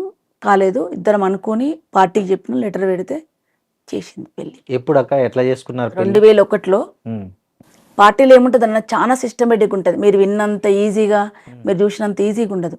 పెళ్లి చేసుకుంటామని చెప్తే 6 months 1 year వేరు దగ్గర ఇస్తారు ఇద్దరిని. ఓకే, వేరు దగ్గర ఉండాలి. అప్పుడు ఏమన్నా మనస్పర్ధలు వస్తాయా, ఏమన్నా వస్తుందా, అబ్జర్వేషన్ చేసి వీళ్ళది అట్రాక్షనా, లేకపోతే సిన్సియర్గా ఉంటారా, ఒకరినొకరు అర్థం చేసుకున్నారా లేదు. ఇంకా మేము అర్థం చేసుకున్నది ఏం లేదు, ఆయన ఏం తింటాడో ఏముంటాడో ఆయన తెలుసు, నేను ఎట్లా గట్టిగా మాట్లాడితే ఏముంటానో ఆయన, నా గురించి ఆయన తెలుసు, తెలియంది ఏం లేదు. కానీ అయినా సరే పార్టీ కండిషన్ ప్రకారం ఉంటుంది. 6 months పంపించి యాక్సెప్ట్ చేసారు. నకరికల్ ఈ టౌన్ హెడ్ క్వార్టర్ టౌన్లోనే హై స్కూల్ ఉంటుంది, దాంట్లో చేసారు మా పెళ్ళి. ఇంత ఒక 2-3 పూలు ఇట్లా మాల కట్టిన దారం తీసుకొచ్చి అల్లి చేసిండ్రు, వచ్చిర్రు. అమ్మా నాన్న కాకుండా ఊరికే పూల తాళు ఉండదన్న, తాళు ఉండదు, ఓన్లీ దండలే. దండల మార్పిడి చేసుకుని ఏం లేదు. అందరి ముందు మేము రేపటి నుంచి భార్య భర్తలమే, మేము తిరిగినా ఒక దగ్గర కూర్చున్నా మీరు తప్పుగా అనుకోవద్దని ప్రకటించడమే అంతే పెళ్ళి అంటే. మీ దృష్టిలో మేము ఈ రోజు నుంచి భార్య భర్తలు కలిసి బతుకుతాం, ఇక మమ్మల్ని వేరే తిరిగి అనుకోకండి, మళ్ళీ మీకు ఏం అనుమానం లేవని అన్ని క్లియర్ చేయడానికి అదొక వేదిక. అంతే. ఎవరెవరు వచ్చారు మీ పెళ్లికి? అంబేద్కర్ అన్న అని ఉంటాడు, ఓకే, నెల్లూరులో ఉంటాడు, మా సీనియరు, మాకు రాజకీయ గురువు కూడా. అన్న చేతుల మీద చేసారు, జిల్లా పార్టీ చేసింది, అంబేద్కర్ వచ్చి చేసిండు. భోజనాలు గీజనాలు అట్లా ఏమన్నా పెట్టిండ్రు అన్న, పార్టీ వాళ్ళు పెట్టిండ్రు భోజనం. ఎవరు పెట్టిరో తెలియదు, ఆ రోజు కానీ భోజనాలు పెట్టిరు. 2001 ఆగస్టు 2వ తారీఖు రోజు. అప్పటి వరకు ఆ సంవత్సరం ఒక్క రోజు కూడా వర్షాలు పడలేదన్న, బాగా వర్షం పడ్డది. రేపు పెళ్ళనగా ఈ రోజు వర్షం పడ్డది, ఇక్కడ దాకా నీళ్లు. మా పెళ్ళికి ఏదో వర్షం పడ్డ సెంటిమెంట్ కాదు, ఆ రోజు ఏదో వాతావరణం వచ్చింది, వర్షం పడ్డది, నీళ్ళలోనే అన్నం తిన్నాం. తడిసే బట్టలు సగం దాకా ఇందాక తడిసి, మా పెళ్లి ఫోటోలు తడిసే ఉంటాయి, తడిసిపోయి దండలు వేసుకొచ్చుకున్నాం. ఓకే, వరుణ దేవుడు మీకు శుభం పలికాడు అన్నట్లు, ప్రజలు దీవెనలు ఇచ్చిరు. ఓకే. సో పెళ్ళి అయినాక మళ్ళీ ఒకే దగ్గర వేసారా మిమ్మల్ని పార్టీలో పనిచేయడానికి? ఎక్కడుంటే అక్కడైనా ఒకే దగ్గర ఏం లేదు, ఇక ఎవరి పని వాళ్ళు, ఎవరి కమిటీ నిర్మాణం, ఎవరి పనులలో వాళ్ళు ఉండాల్సిందే, ఎక్కడోళ్ళు అక్కడ ఉండాల్సిందే. ఇప్పుడు మీరేమో రెడ్డి, తనేమో దళిత్ కదా, సో మీరు పెళ్లి చేసుకుంటే మీ ఇంట్లో వాళ్ళు కానీ వాళ్ళ ఇంట్లో వాళ్ళ రియాక్షన్ ఎట్లుంది? అప్పుడు సొసైటీలో ఎలాంటి సిచ్యువేషన్ ఫేస్ చేశారు? ఎందుకంటే ఇప్పుడు కంటే అప్పుడు ఇంకా ఎక్కువ కులతత్వం చాలా ఎక్కువ ఉంది. సో ఇప్పుడు ఉంది, ఇప్పుడు కొంచెం సోఫిస్టికేటెడ్ గా ఉంది, హైటెక్. ఇప్పుడు ఎవరికి కనబడకుండా చూడుబుట్ట వేసుకుంటాము, వాడు అంత ముందు ఏమో ఈడు ఎందుకు వచ్చిండ్రా రాని ఎద్దు గడప దగ్గరకని ఎల్లగొట్టేటోళ్ళు, ఇప్పుడు కుసబెట్టుకొని తిట్టుకుంటాడు. అవును, మన వేరే ప్లేట్ పెడతాడు, ఏం చేస్తాడు, అనుభవించే వాళ్ళు తెలుస్తుంది అవన్నీ. ఏం పోలే, ఇప్పుడు కూడా కులం ఏం పోలేదు, పోదు కూడా ఇండియాలో నాకు తెలిసినంత వరకు. పోవాలి, పోదంటే మళ్ళీ వెనక పడతాం అన్న, పోవాలి. మీకేమి ఎలా కన్విన్స్ చేశారు మీ ఫ్యామిలీస్ ని? కన్విన్స్ అవసరం లేదన్న, మా నాన్న మేము చిన్నగా ఉన్నప్పుడే చేసిండు. మేము చిన్నగా ఉన్నప్పుడే మా ఇంట్లో చాలా మంది పెళ్లిళ్ళు చేసిండు నాన్న. ఇంట్లో అంటే పార్టీలో నాన్న చేతుల నుంచి చాలా మంది పెళ్లిళ్ళు చేసి వాళ్ళు మా కళ్ళ ముందు పిల్లల్ని కన్నారు, మంచి హ్యాపీగా ఉన్నారు వాళ్ళందరూ. నాన్న ఎప్పుడు అబ్జెక్షన్ చెప్పలేదు, వీరేశం గారి సైడ్ నుంచి వాళ్ళ ఫ్యామిలీ కూడా చెప్పలేదు. వాళ్ళ పేరెంట్స్, మా అమ్మ నాన్న ఎంతో వాళ్ళ అమ్మ నాన్ననే పిలుస్తాను నేను ఇప్పుడు కూడా, వాళ్ళు చనిపోయినరు, అమ్మ నాన్న బావల్ని కూడా అన్న అనే పిలుస్తాను నేను. ఎవరి నుంచి అబ్జెక్షన్ లేదు, కానీ అమ్మకు కొంచెం భయం ఉండే, ఆమెకు లోకం సమాజం తెలియదు కదా, ఆమె ఒక్కతే అబ్జెక్షన్ చెప్పింది. ఇంత పెద్ద డిసిషన్ తీసుకున్నాం, ఎవరు వస్తారు మన ఇంటికి, ఎవరు రానియరు, ఇప్పటికీ మేయ వాళ్ళు ఇట్లా ఇట్లు ఉన్నాం, మనం ఎందుకు అట్లా చేసినాం అని ఒక్కసారి ఏడ్చింది. మేము మా నాన్న చెప్పకుండా పెళ్లి కార్డు తీసుకొని పోయినాం, పార్టీ తీసుకొని పోయింది. అన్న ఇట్లా బుజ్జి పెళ్లి చేస్తున్నాం అంటే, నా బిడ్డ పెళ్లి చేయడానికి మీరెవరు, నేనేమన్నా అబ్జెక్షన్ చెప్తానా, కార్డు కొట్టుకొని మీరు ఎట్లా వస్తారు, నేనే పెళ్లి చేసి మిమ్మల్ని పిలుస్తా కదా ఎందుకు వచ్చిరని కొంచెం సీరియస్ అయ్యిండు. యాక్సెప్ట్ చేసిరు. అమ్మ ఆ క్షణం వరకే, అర్ధగంట వరకే ఆమె చూపించింది కోపం. దాని తర్వాత ఆమెనే పెద్ద, ఆమెనే అన్ని. ఇప్పుడు ఎమ్మెల్యే గారికి ఆమెనే ఇష్టమైన అమ్మ. కానీ కుటుంబం మాత్రం ఒక 3-4 ఇయర్స్ క్యాస్ట్ వాళ్ళు వెలివేసినట్టు. అంటే ప్రోగ్రామ్ లో తమ్ముడు పెళ్లి చేసినామన్న, నా తర్వాత తమ్ముడు పెళ్లి అయింది, చెల్లెదైంది. వాళ్ళ పెళ్లికి ఏం అడ్డంకులు రాలేదా? వచ్చినాయి. అంటే అడ్డంకులు అంటే మా మామయ్య బిడ్డనే చేసినాము, చేసుకుండు మామయ్యనే చేసిరు కాబట్టి ఏం ప్రాబ్లం రాలేదు. పిల్లల్ని ఇవ్వడానికి ఏం ప్రాబ్లం రాలే, కానీ చుట్టాలు రాలేదు. వాళ్ళ ఇళ్ళ కార్యాలు అయితే మమ్మల్ని పిలవకపోవడము, పిలవలేదని మేము ఏం ఫీల్ అవ్వలే, కానీ పిలవలే. ఒక 3-4 ఇయర్స్ వరకు చాలా ప్రాబ్లమ్స్. మేమెవరం ఫీల్ కాలేం, మన అవసరం లేదని మేమున్నాం, కానీ అమ్మ ఫీల్ అవుతుండే. అవునండి. నేను ఎట్లా పిలిస్తే పోయేదాన్ని కాదు. మీరు ఎప్పుడన్నా వెళ్ళి మీకు సపరేట్ గా ప్లేట్ పెట్టిన సందర్భాలు ఉన్నాయా మీ బంధువుల ఇళ్ళల్లో? అట్లా అస్సలు లేవా? అట్లా పెడతారనే ఆలోచన ఉండు కాదు. వాళ్ళు తేడా కూడా మనకు అవగాహన ఉంది కదా, చిన్నప్పటి నుంచి నేర్చుకున్నాం కదా. అవగాహన ఉందంటే నా ఇళ్ళలో పోవడం మానేసుడు. అసలు నాకు చుట్టాల ఇళ్ళలో పోయే టైం కూడా లేదన్న, అంత టైం కూడా లేదు. ప్రేమ ఉన్న వాళ్ళ దగ్గరగా పోతాం, ఇప్పటి కూడా అంతే. ఎవరు స్వీకరిస్తారు, ఎవరు ప్రేమ కూడా రాళ్ళకాడికి. ఈ విప్లవ నేపథ్యంలో మీరు ఈ ఉద్యమంలోకి వెళ్ళారు కదా, అప్పుడు మిమ్మల్ని బాగా ఇన్స్పైర్ చేసిన నక్సలైట్ లీడర్స్ ఎవరు ఉన్నారా? చాలా మంది ఉన్నారన్న. కొంతమంది చెప్పండి, అంటే ఏ రకంగా అని. కూర రాజన్న ఉన్నాడు, ఇష్టం. అప్పుడు మేమున్న పాటలు ఆయన హీరో. క్లాసులు చెప్పడం, ప్రజల గురించి చెప్పడం, తండ్రిలాగా చూసుకోవడం. నాకు ఫస్ట్ పెన్ను కొనుక్కొచ్చింది ఆయననే. ఓకే. ఢిల్లీ నుంచి పెన్ను తెచ్చిన, పెన్నుకు ఇట్లా చేతులు ఉంటుండే, హ్యాండ్ లాగుంటుండే సింబల్ పైన చెక్క పెన్ను. దాంట్లో రిపిల్ మార్చుకొని వేసుకోవాలి. చాలా రోజులు పెట్టుకున్నది. ఒకరోజు ఇంటికి పోలీసు వాళ్ళు దాడికి వచ్చినప్పుడు ఆ పెన్ను తీసుకుపోయిండు. ఆడికి నచ్చి తీసుకుపోయిండు ఆ పెన్నుని పోలీసోడు. నేనేమో ఎవిడెన్స్ తీసుకుపోయిండు ఏమన్నా తర్వాత అనుకున్నా, కానీ నన్ను నచ్చి తీసుకుపోయిండు. దొబ్బితో దొబ్బిండు, సర్వన్న దొబ్బడా ఇంట్లో నా పెన్ను దొబ్బిడని చాలా రోజులు బాధపడ్డా. కూర రాజన్న, భరతన్న, అమరులు చాలా మంది ఇష్టం అన్న. ఒక్కరు కాదు, ప్రజల కోసం, ప్రజల సంక్షేమం కోసం, ప్రజలు ఇక్కుళ్ళ మతం ఇవన్నీ పోవాలని బిగిపిడికిలు బిగించిన వాళ్ళు ఎవరైనా నాకు ఇష్టమే అన్న. ఒక్కరిని చెప్తే అందరిని తక్కువ చేసినట్టు అవుతా, అందరు ఇష్టమే. సో వాళ్ళు ఎన్కౌంటర్ అట్లా ఎవరన్నా అట్లా ఎన్కౌంటర్లు అయినప్పుడు ఎట్లా మీకు ఎట్లా అనిపించింది? మస్తు మంది చనిపోయిండ్రు, 50-60 మంది చనిపోయిండ్రు అన్న. మీతో బాగా ఇక్కడ ఇప్పుడు కూర్చొని ఛాయ్ తాగినాక తెల్లార వరకు శవమైన వాళ్ళు 6 మెంబర్స్ అన్న. మా దగ్గరకు మేము కలిసిపోయి పొద్దున పోయిన శాంతి చర్చల ప్రతినిధి రియాజ్ అన్న. ఒక 20 ఏళ్ళు కలిసి సాహచర్యం చేసినాం, ఉద్యమ సాహచర్యం. అన్నకు మ్యారేజ్ అయింది, మేము చిన్నప్పటి నుంచి. అన్నది బీటెక్ అయిపోయింది, మంచి ఇంటెలిజెంట్ కావాలి. వాళ్ళది గోల్డ్ మెడల్, బీటెక్లో గోల్డ్ మెడల్. అప్పుడు మన సప్లిమెంటరీ చదువులకు ఆయన గోల్డ్ మెడల్ అంటే ఎంత నాలెడ్జి. బట్టలు కూడా 3-4 రోజులకు ఒక రోజు ఉత్తుకునేటోడు అన్న. పేపర్ రోడ్డు మీద కరపత్రం దొరికినా తీసుకొచ్చుకొని చదువుకునేటోడు, అంత క్లాసులు ఇచ్చేటోడు. తిండి టైంకి ఏదైనా తిండి ఎంత ఉన్నా ఇట్లున్నా, ఎంత మురిగి మేమే ఇట్లున్నాం అన్నటోడు. శాంతి చర్చల ప్రతినిధి జనశక్తి పార్టీ నుంచి ఎన్కౌంటరే చనిపోయాడు. యాదగిరి, భరతన్న, మేదక్ సంజీవన్న, సుభాష్ అన్న, చాలామంది అమరులు ఉన్నారన్న. కళ్ళ ముందు నానప్ప నుంచి చూసిన వాళ్ళము, మమ్మల్ని కలిసి తిరిగిన వాళ్ళం, పెరిగిన వాళ్ళం, చూసిన వాళ్ళం, మా పిల్లలు అని మమ్మల్ని చూసుకున్న వాళ్ళు. మాకెవరు బంధువులు లేరు కదన్న, వాళ్ళు తప్ప ఎవరు బంధువులు లేరు. ఇప్పుడు అయింది పెద్ద కుటుంబం, కానీ అప్పుడు వాళ్ళు తప్ప మాకెవరు తెలియదు. వచ్చినప్పుడు ప్రేమగా చూసుకునే, నేను ఒక్కదే అమ్మాయిని ఉండేదాన్ని ఈ జిల్లాలో, ఈ 3-4 జిల్లాలల్లో. ఆ చదువుకున్న అమ్మాయిని, ఆ పార్టీ నుంచి వచ్చిన అమ్మాయిని చాలా ప్రేమ వచ్చింది నాకు. అసలు చుట్టాలు ఎవ్వరు గుర్తుకే రాకపోతున్నాను, నేను చిన్నపిల్లని కదా. బట్టలు కొనుక్కొచ్చేటోళ్ళు, వాచ్ కొనుక్కొచ్చేటోళ్ళు, ఎట్లుండాలో ఉండవు, ఇంకా ఫిట్నెస్ పెంచుకో, ఇట్లున్నామని చెప్పేటోళ్ళు. చాలా ప్రేమలకు, మనుషులకు అక్కడ ఉన్నంత ప్లేస్మెంట్ ఈ భూమి మీద ఎక్కడ ఉండదన్న, అంత ప్లేస్మెంట్ ఉంటుంది ఆడ. మీకు ఏమైనా గన్ ట్రైనింగ్ కూడా ఇచ్చారా? అంటే అసలు తుపాకీ నాకు ఎలాంటి సంబంధం లేదన్న. నేను లీగల్ కదా, బయట ఉన్నా, నేను సాంస్కృతిక ఉద్యమంలోనే ఉన్నా, నేను విద్యార్థి సంఘంలో ఉన్నా, మహిళా సంఘంలో ఉన్నా. అసలు నేను వెపన్ పట్టుకోలేదు, నాకు దాని గురించి కూడా అసలు తెలియదు, జీరో నాలెడ్జ్. యూనిఫామ్ వేసుకున్న అన్న వాళ్ళని కూడా చూడలేదు నేను. వాళ్ళు సివిలే వస్తే బయట చూసిన తప్ప లోపల కూడా ఎప్పుడు చూడలేదు. చనిపోతే చూసిందే, పోలీసు వేసిన బట్టలలో చూసింది. ఈ మీకు బాగా ఆత్మీయులు ఎన్కౌంటర్లో చూసినప్పుడు మీకు ఎక్కువ ఎమోషన్ అయిన ఎన్కౌంటర్ ఏదైనా ఉందా? భరతన్న, రంగవల్లక్క ఇద్దరిని కలిపి చంపారు కదా? ఇద్దరు కలిపి చంపిండ్రు. అవును, ఇద్దరిని ఘోరంగా కలిపి చంపారు. చంపిండ్రు. 3 రోజుల వరకు బాడీ ఇవ్వలేదన్న. ఉమ్, ఇక్కడున్నాం మేము, నకరికల్లో ఉన్నాం. చనిపోయిందని తెలిస్తే తిరుమలగిరికి బస్సు ఎక్కిపోయినాం. తిరుమలగిరి పోయినాక అక్కడ అరెస్ట్ చేసిర్రు. అక్కడ ఒక పూట ఉంచుకున్నారు. మేము వెళ్ళిపోతాం ఇంటికి అది ఇది అని చెప్పి గోల చేసి అలా డప్పులు కొట్టి పాటలు పాడితే ఇళ్ళతో గోలు ఎందుకని వదిలిపెడితే మళ్ళీ పాలకుర్తి దాకా పోయినాం. పాలకుర్తి పోయినాక మళ్ళీ అక్కడ అరెస్ట్ చేసిర్రు. ఉమ్, ఇదంతా కాదు మనల్ని ఓనేరు అని చెప్పి ఇంకా మేము వేరే వేసుకున్నాం. ఇక డప్పులు గిప్పులు ఏ లేకున్నా పలు ఎట్లన్నా పాటలు పాడాలి, వాళ్ళ దగ్గర పోవాలనుకున్నాం. 1 రోజున్నరకు చేరుకున్నాం. ములుగు దగ్గర అంటే ఎట్లా వేషం మార్చుకున్నారా? వేషమే మార్చుకోలేదన్న. బస్సులు గిసులు ఎక్కడ పోయి డివైడ్ అయిపోయి లారీలు ఎక్కి లారీలలో కూర్చొని మాక్సిమం 100% లారీల ప్రయాణమే ఉంటుండే. మా దగ్గర పైసలు ఉండవు కదా. అవును, లారీలో అయితే ఇచ్చినంత తీసుకుంటారు. అసలు ఇది తీసుకోకపోతే ఫస్ట్ ఎక్కేటప్పుడు బస్సు పైసలు ఇస్తామని ఎక్కించుకుంటారు. అలా పోయినాక మేము కూర్చొని పాటలు పాడుతుంటే వాళ్ళే మాకు ఉల్టా అన్నం తినిపించి పైసలు ఇచ్చేటోళ్ళు, ప్రేమ కొద్ది కొంతమంది ఇచ్చేటోళ్ళు, ఏమొద్దమ్మా పూరి మీరని దింపేటోళ్ళు, ఎక్కడంటే అక్కడ దింపిపోయేటోళ్ళు.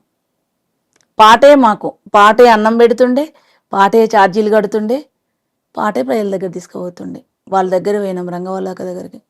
రంగవల్లక్క దగ్గరికి పోయినా వాళ్ళ నాన్న ఎంపీ, ఉమ్మడి మెదకు జిల్లాలో ఎంపీ గారు ఉండే, పేరు గుర్తుకులేదు, ఎక్స్ ఎంపీ గారు ఇప్పుడు. అప్పుడు ఎంపీనే ఉన్నట్టుంది. అప్పుడు ఎంపీలు ఎమ్మెల్యేలు మనకు తెలియదు కదా. నేను కూడా చిన్నపిల్లని కదా. అక్క బిడ్డ అని సంతకం పెట్టించారు నాకు. అక్కకు బాడీ ఇవ్వట్లేదు, వాళ్ళు వస్తారు లేట్ అయితే అంబులెన్స్ పెట్టుకొని వచ్చిర్రు, పెట్టిండ్రు. నేను తీసుకొని వచ్చి సంతకం పెట్టాడికి వచ్చినాక నాన్న వచ్చిండు, అక్క వాళ్ళ నాన్న. బాడీని చూస్తే తీస్తందుకు సంతకం పెడతప్పుడు ఈడుంది చూడు అని అంటారు కదన్న, విట్నెస్ కోసం. అన్ని ఒంటి నిండా గాయాలి, ఎక్కడ పడితే అక్కడ కొట్టేసిండ్రు, ఒంటి నిండా హోల్స్ పడ్డాయి. మస్తు హింస ఆమె తెల్లగా ఉంటదన్న, ముట్టుకుంటే మాసిపోతట్టు, రింగుల జుట్టు. నిజంగా చెప్పాలంటే ఆ పార్టీలు అంత అందంగా ఉండేటోళ్ళు ఎవ్వరు ఉండరు, అంత అందంగా ఉంటుంది అక్క. అట్లా చేసి ఉందామె. భరతననేమో వాళ్ళ ఫ్యామిలీ పిల్లలు తీసుకుపోయారు వరంగల్ కాబట్టి అటు వాళ్ళ అంత్యక్రియలు తీసుకుపోయారు. అక్కడ హైదరాబాద్ కాబట్టి మేము ఇటు తీసుకొని వచ్చినాం. చాలా కలిసి చేయలేదు అంటే వైఫ్ అండ్ హస్బెండ్ కాదు వాళ్ళు, ఒకసారి చనిపోయింది అంతే. వాళ్ళ దాంట్లోనే కృష్ణారెడ్డి కూడా అప్పుడే చనిపోయింది, దానికంటే ముందు కొంచెం, దాని తర్వాత చనిపోయింది ఆయన. అప్పుడు ఎమోషనల్ అయ్యారా బాగా? చాలా చాలా అవుతాం. ఏమన్నా పాటలు పాడారు అప్పుడు వాళ్ళ స్మృతికి? చాలా పాటలు వచ్చినాయి అన్న. ఓకే. చెట్టు మీద కోయిలమ్మ ఓ కోయిలమ్మ, చెట్టంతా కొడుకు భరతు నేల రాలెనమ్మా. చెట్టు మీద కోయిలమ్మ ఓ కోయిలమ్మ, చెట్టంతా కొడుకు భరతు నేల రాలెనమ్మా. అక్కరంగా వల్లి రాత్రితే ఉక్కు పిడికిలెత్తి నడిసే, ఆ కూర ఇలాగా మరుల ఆశయాలు పదును చేసే. అనాథైన అడవి పోరుకు అండతానున్నాననే, ఆదివాసులేకం చేసే దారిలోనే ముందే నడిసే. దండి గుండె దళపతయి ఓ కోయిలమ్మ, వెండి కొండలేరు పెక్కే పోరు చేసెనమ్మా. చెట్టు మీద కోయిలమ్మ ఓ కోయిలమ్మ, చెట్టంతా కొడుకు భరతు నేల రాలెనమ్మా.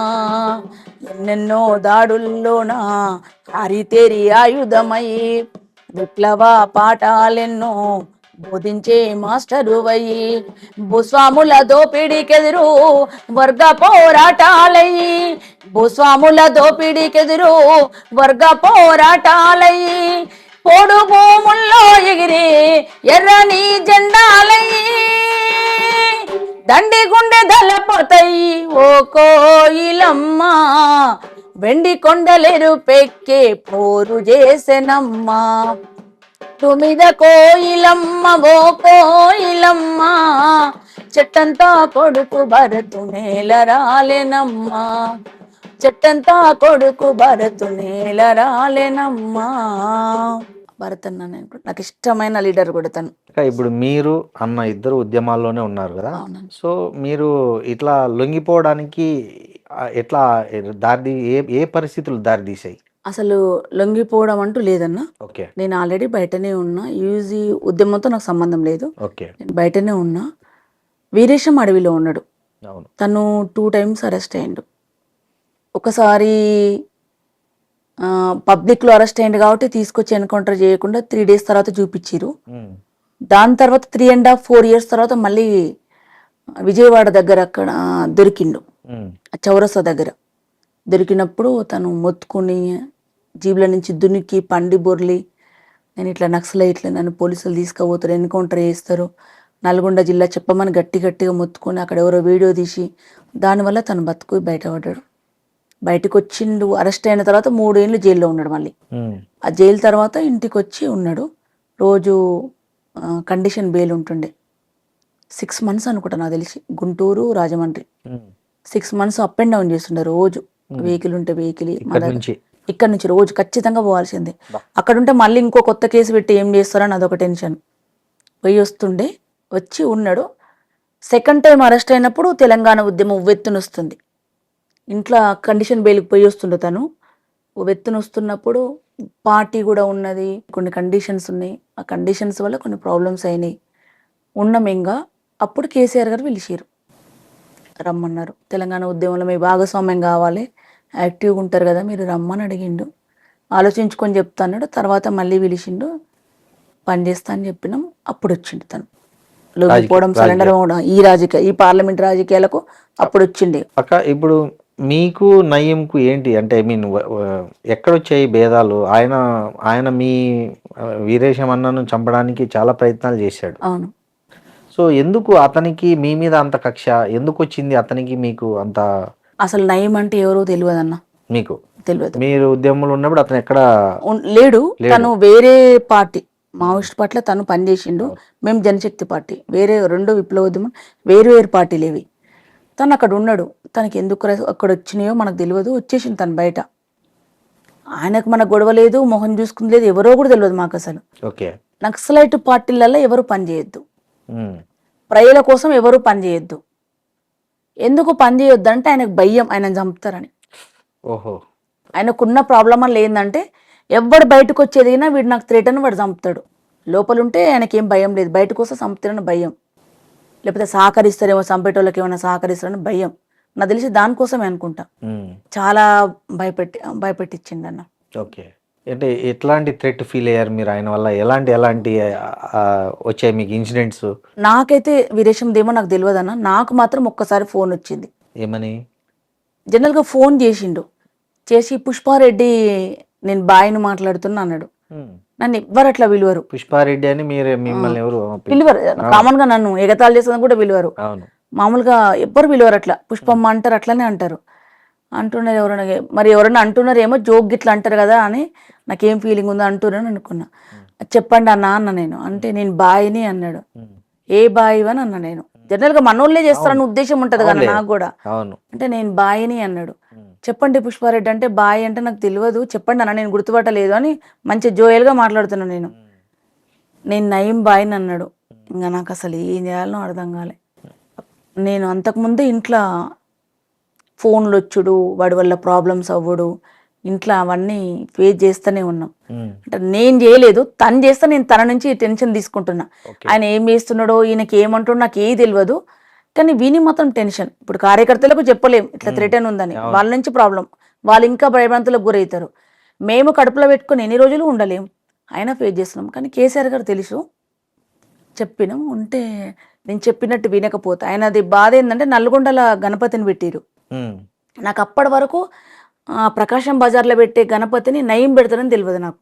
ఓహో, అతను గణపతి విగ్రహాలు కూడా పెట్టిస్తాడు. ఆడొక్క ప్రకాశం బజార్లో పెట్టే విగ్రహాన్ని పెట్టేది. ఎందుకు అతనికి ఆ విగ్రహానికి ఏంటి సంబంధం? అక్కడ కొంతమంది ముస్లిమ్స్ ఉంటారు, మరి క్యాచ్ చేసుకోవడానిక, తన వెనకాల కూడా కొంతమంది హిందూ పిల్లలు ఉన్నారు కదా వాడుకోవడానికి, వాళ్ళు పెట్టేదా ఆధిపత్యం కోసం పెట్టిండో ఎందుకు పెట్టిండో తెలియదు నాకు. నాకు అప్పటి వరకు ఆయన గణపతులు పెట్టిస్తుందని తెలియదు. ఈ యాంగిల్ నేను కూడా కొత్తగా వినలేదు. ఆడ గణపతి పెట్టిస్తుండే, దానికి బొమ్మని ఫోర్స్ మమ్మల్ని. మేము ఎన్నడూ పోదానికి ఎందుకు పోతాం, మా కాన్స్టిట్యున్సీలో మేము తిరుగుతాం, మా కాన్స్టిట్యున్సీ కాదు కదా అని మా వర్షన్. పోలేదని నాతో నా డిస్కషన్ ఏం చేయలే, కానీ ఆయన ఉద్దేశం అక్కడికి పోతే మర్డర్ ప్లాన్ చేశారా? అక్కడికి పోతే ఇంకా దాని గురించి మనకు తెలియదు కదా. నాది వీరేశంగా ఆయనకు మాత్రమే తెలుసు. వీరేశంను పొమ్మనమని, పోకపోతే బాగుండదని నేను చెప్తే వింటలేడని, నేను పోను అంటున్నాడని మీరు నువ్వు చెప్పమని అని. నేను ఎట్లా చెప్తా, తన అభిప్రాయం తనది కదా అన్న, నేను ఎట్లా చెప్తాను నేనన్నా. చెప్పాలని అన్నాడు. నేను చెప్పలేను అని చెప్పిన. నేను కూడా మస్తు గట్టిగా ఉండేదాన్ని అప్పుడు. భయపడ్డా కానీ నార్మల్ కొంచెం గ్యాప్ వస్తే భయపడదాను, కానీ నేను ఎందుకో అప్పుడైతే భయపడలేదు. అంతకుముందు వీరేశం చెప్తే భయపడ్డా, చాలా భయపడ్డా. మీ బాబు ఇప్పుడు స్లేట్ స్కూల్లో ఉన్నాడు హైదరాబాద్లో. ఇప్పుడు 12:30 అవుతుంది కదా, ఆటో ఎక్కుతాడు సెకండ్ సాటర్డే. వాడు ఔటర్ రింగ్ రోడ్ మీద లారీ కింద ఉంటాడు. బాబు ఇప్పుడు ఆటో ఎక్కుతున్నారు అని. అసలు నాకు ఇంకా నిజంగా బాబు ఎక్కుతారు. నేను ఫోన్ మాట్లాడిన ఆటో పోయింది. నాకు అసలు ఈ ఇంట్లోనే ఉన్నా, ఈ పక్కింట్లో ఉంటాడు అప్పుడు మేము. నాకేం చేయాలో అర్థం కాలే, భయం అవుతుంది. చెప్పైతే చూస్తా అని చెప్పిన. చూడరు, చాలా మంది చచ్చిపోయారు ఔటర్ రింగ్ రోడ్ మీద. రేపు నీ కొడుకు చచ్చిపోయిందని కూడా వస్తున్నారు. నేను ఫోన్ పెట్టేసి, మాకు ఇంటెలిజెన్స్ వాళ్ళు ఉన్నారు కదన్న, వీరేశం చెప్తే వాళ్ళు చెప్పి ఒక 2-5 minutes అయితే బాబుని క్యాచ్ చేసే వాళ్ళు, మరి ప్లాన్ చేస్తారో తెలియదు అన్న. అక్కడైతే ఉన్నారు మనుషులు ఉన్నారు. సో మీ మనుషులు అక్కడికి వెళ్ళిపోయారు, అంత లోపల వెళ్ళిపోయినరు. బాబుని ఆటో ఎక్కియకుండా కారు ఎక్కిచ్చి ఈ దారి కాకుండా దారి తీసుకొని వచ్చారు. ఇక ఇంకా నరకం ఎట్లుంటది అన్న. మమ్మల్ని చంపితే ఏం కాదు, అంటే మేమేదో పిల్లల్ని వేసుకొని బండిలో తిరుగుతాం. పిల్లలు అక్కడ ఉంటారు, మేము ఇక్కడ ఉన్నాం. వాళ్ళకి ఏమవుతుందో మాకు తెలియదు. ముసలి తల్లిదండ్రులు, మా అమ్మ నాన్న ఉంటారు వాళ్ళ కాడ. వాళ్ళకి పిల్లలకు చెప్పలేము, వాళ్ళకి ఏం తెలియదు, చిన్నపిల్లలు వాళ్ళు. ఆ నరకం పగోని కూడా రావద్దన్న. ఎన్ని రోజు, 1.5 సంవత్సరంన్నర. ఒకరోజు ఇంటికి వచ్చిర్రు అటాక్ చేయడానికి. మీ మీద? వీరేశం మీద అనుకుంటా, నా మీద కాదనుకుంటా. బురకా వేసుకొని వచ్చిండ్రు, మాట్లాడుతున్నారు. విజిటర్స్ అందరు వెళ్ళిపోయినరు, వీరేశం లేడు. వీరేశం రాడు అని చెప్పిన. ఏం ఆన్సర్ చెప్తలేరు. అయితే హిందీలో చెప్పిన, ఇద్దరు నయ్యే బాయ్ సాబ్ అని చెప్పిన.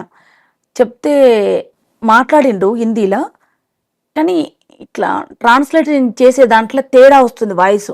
నార్త్ ఇండియన్స్ లేదు, అబ్బాయి మాట్లాడితే ఎట్లా వచ్చింది. ఓకే.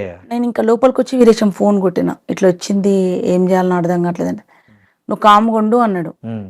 నేను చూసుకుంటా, నువ్వు కామ్గుండమంటే నాకు ఆగుతలేదు, కొంచెం ఎక్కువనే ఉంటుండే అప్పుడు, గట్టి కోపం ఉంటుండే. బయటకు వచ్చి చూసిన ఏం చేస్తున్నా, ఇట్లా కాలు వేసుకున్నాను. ఈ కాళ్ళకు జెంట్స్ చెప్పులు ఉన్నాయి, బురకా వేసుకున్నా ఇద్దరికి. అసలు ఎవరు మీరు, ఎందుకు వచ్చినాను గట్టిగాని ఏమడి పడ్డాం.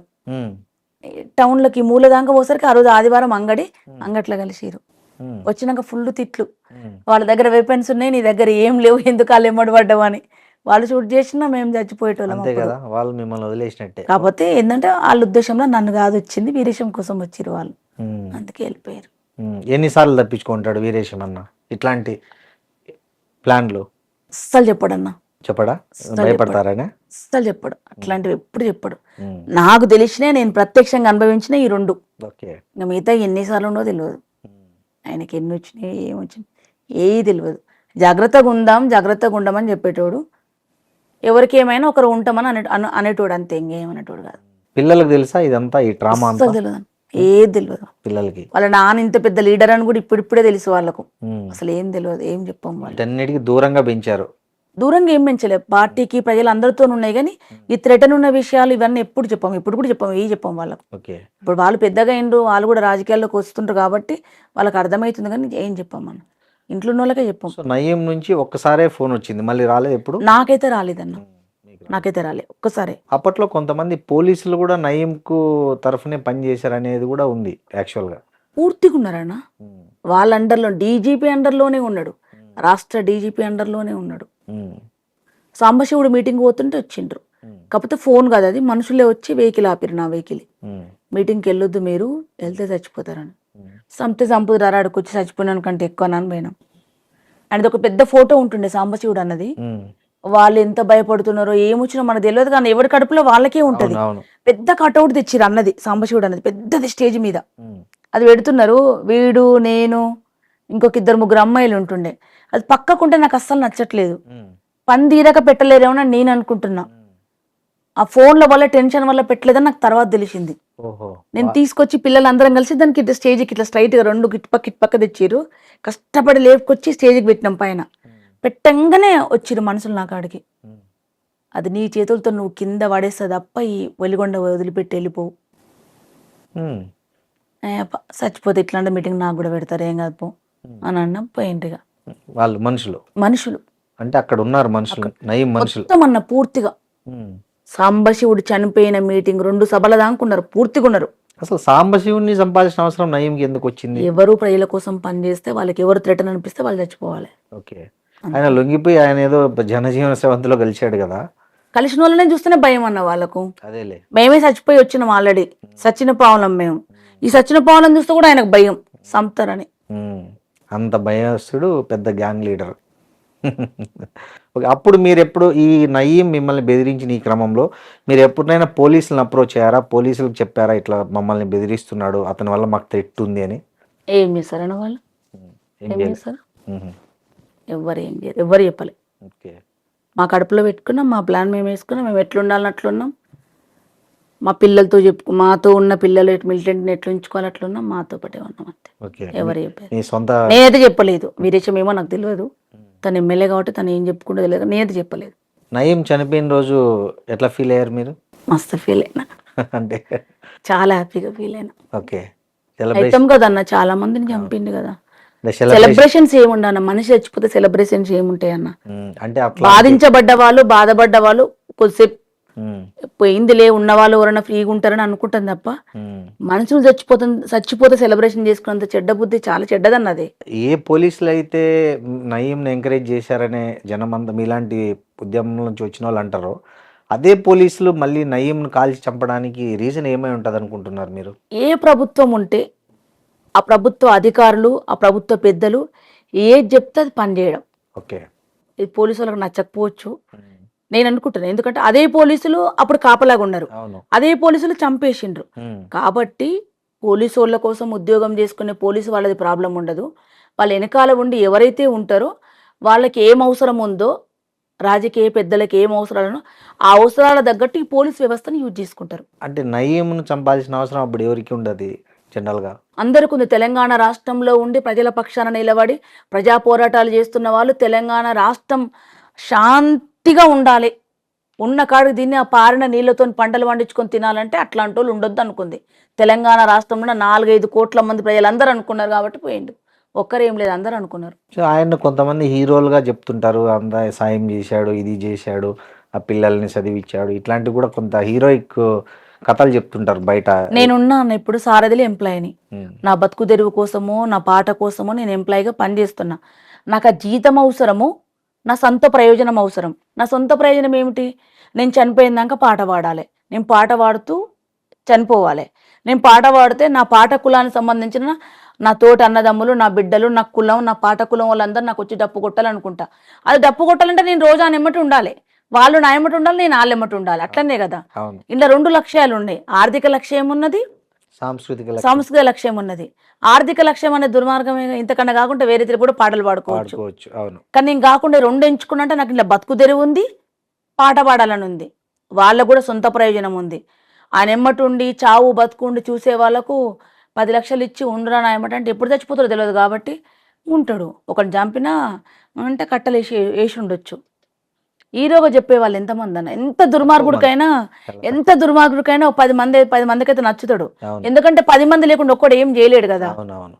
మెజార్టీ ప్రజలు వ్యతిరేకించారు, మెజార్టీ ప్రజలు పోవాలనుకున్నారు. సో మీకు ఈ ఉద్యమ జీవితం నుంచి రాజకీయ జీవితంలోకి రావాలనే ఆలోచన ఎప్పుడు కలిగింది? అస్సలు మేము రాజకీయాలకు వస్తామని, ఈ స్టేజ్లో ఎమ్మెల్యేలం అవుతామని, ఇట్లుంటామని ఏ రోజు కలగనలేదన్న. మ్మ్. నేను ఇప్పటికప్పుడు ఇట్టగిచ్చుకొని చూసుకుంటా. మ్మ్. అస్సలు ఏ రోజు కూడా మేము అనలేదు, వస్తామనుకోలేదు. మ్మ్. వార్డు మెంబర్ కావాలన్న కోరిక కూడా లేదు. ఓకే. మేము ఎమ్మెల్యేలు అయ్యే వరకు ఓటక్కు నాకు అంతకంటే 2-3 ఏళ్ళ ముందు వచ్చినట్టు ఓటకు. మేము ఓటు వేయం కాబట్టి మాకు ఓటకు కూడా పెట్టలేదు.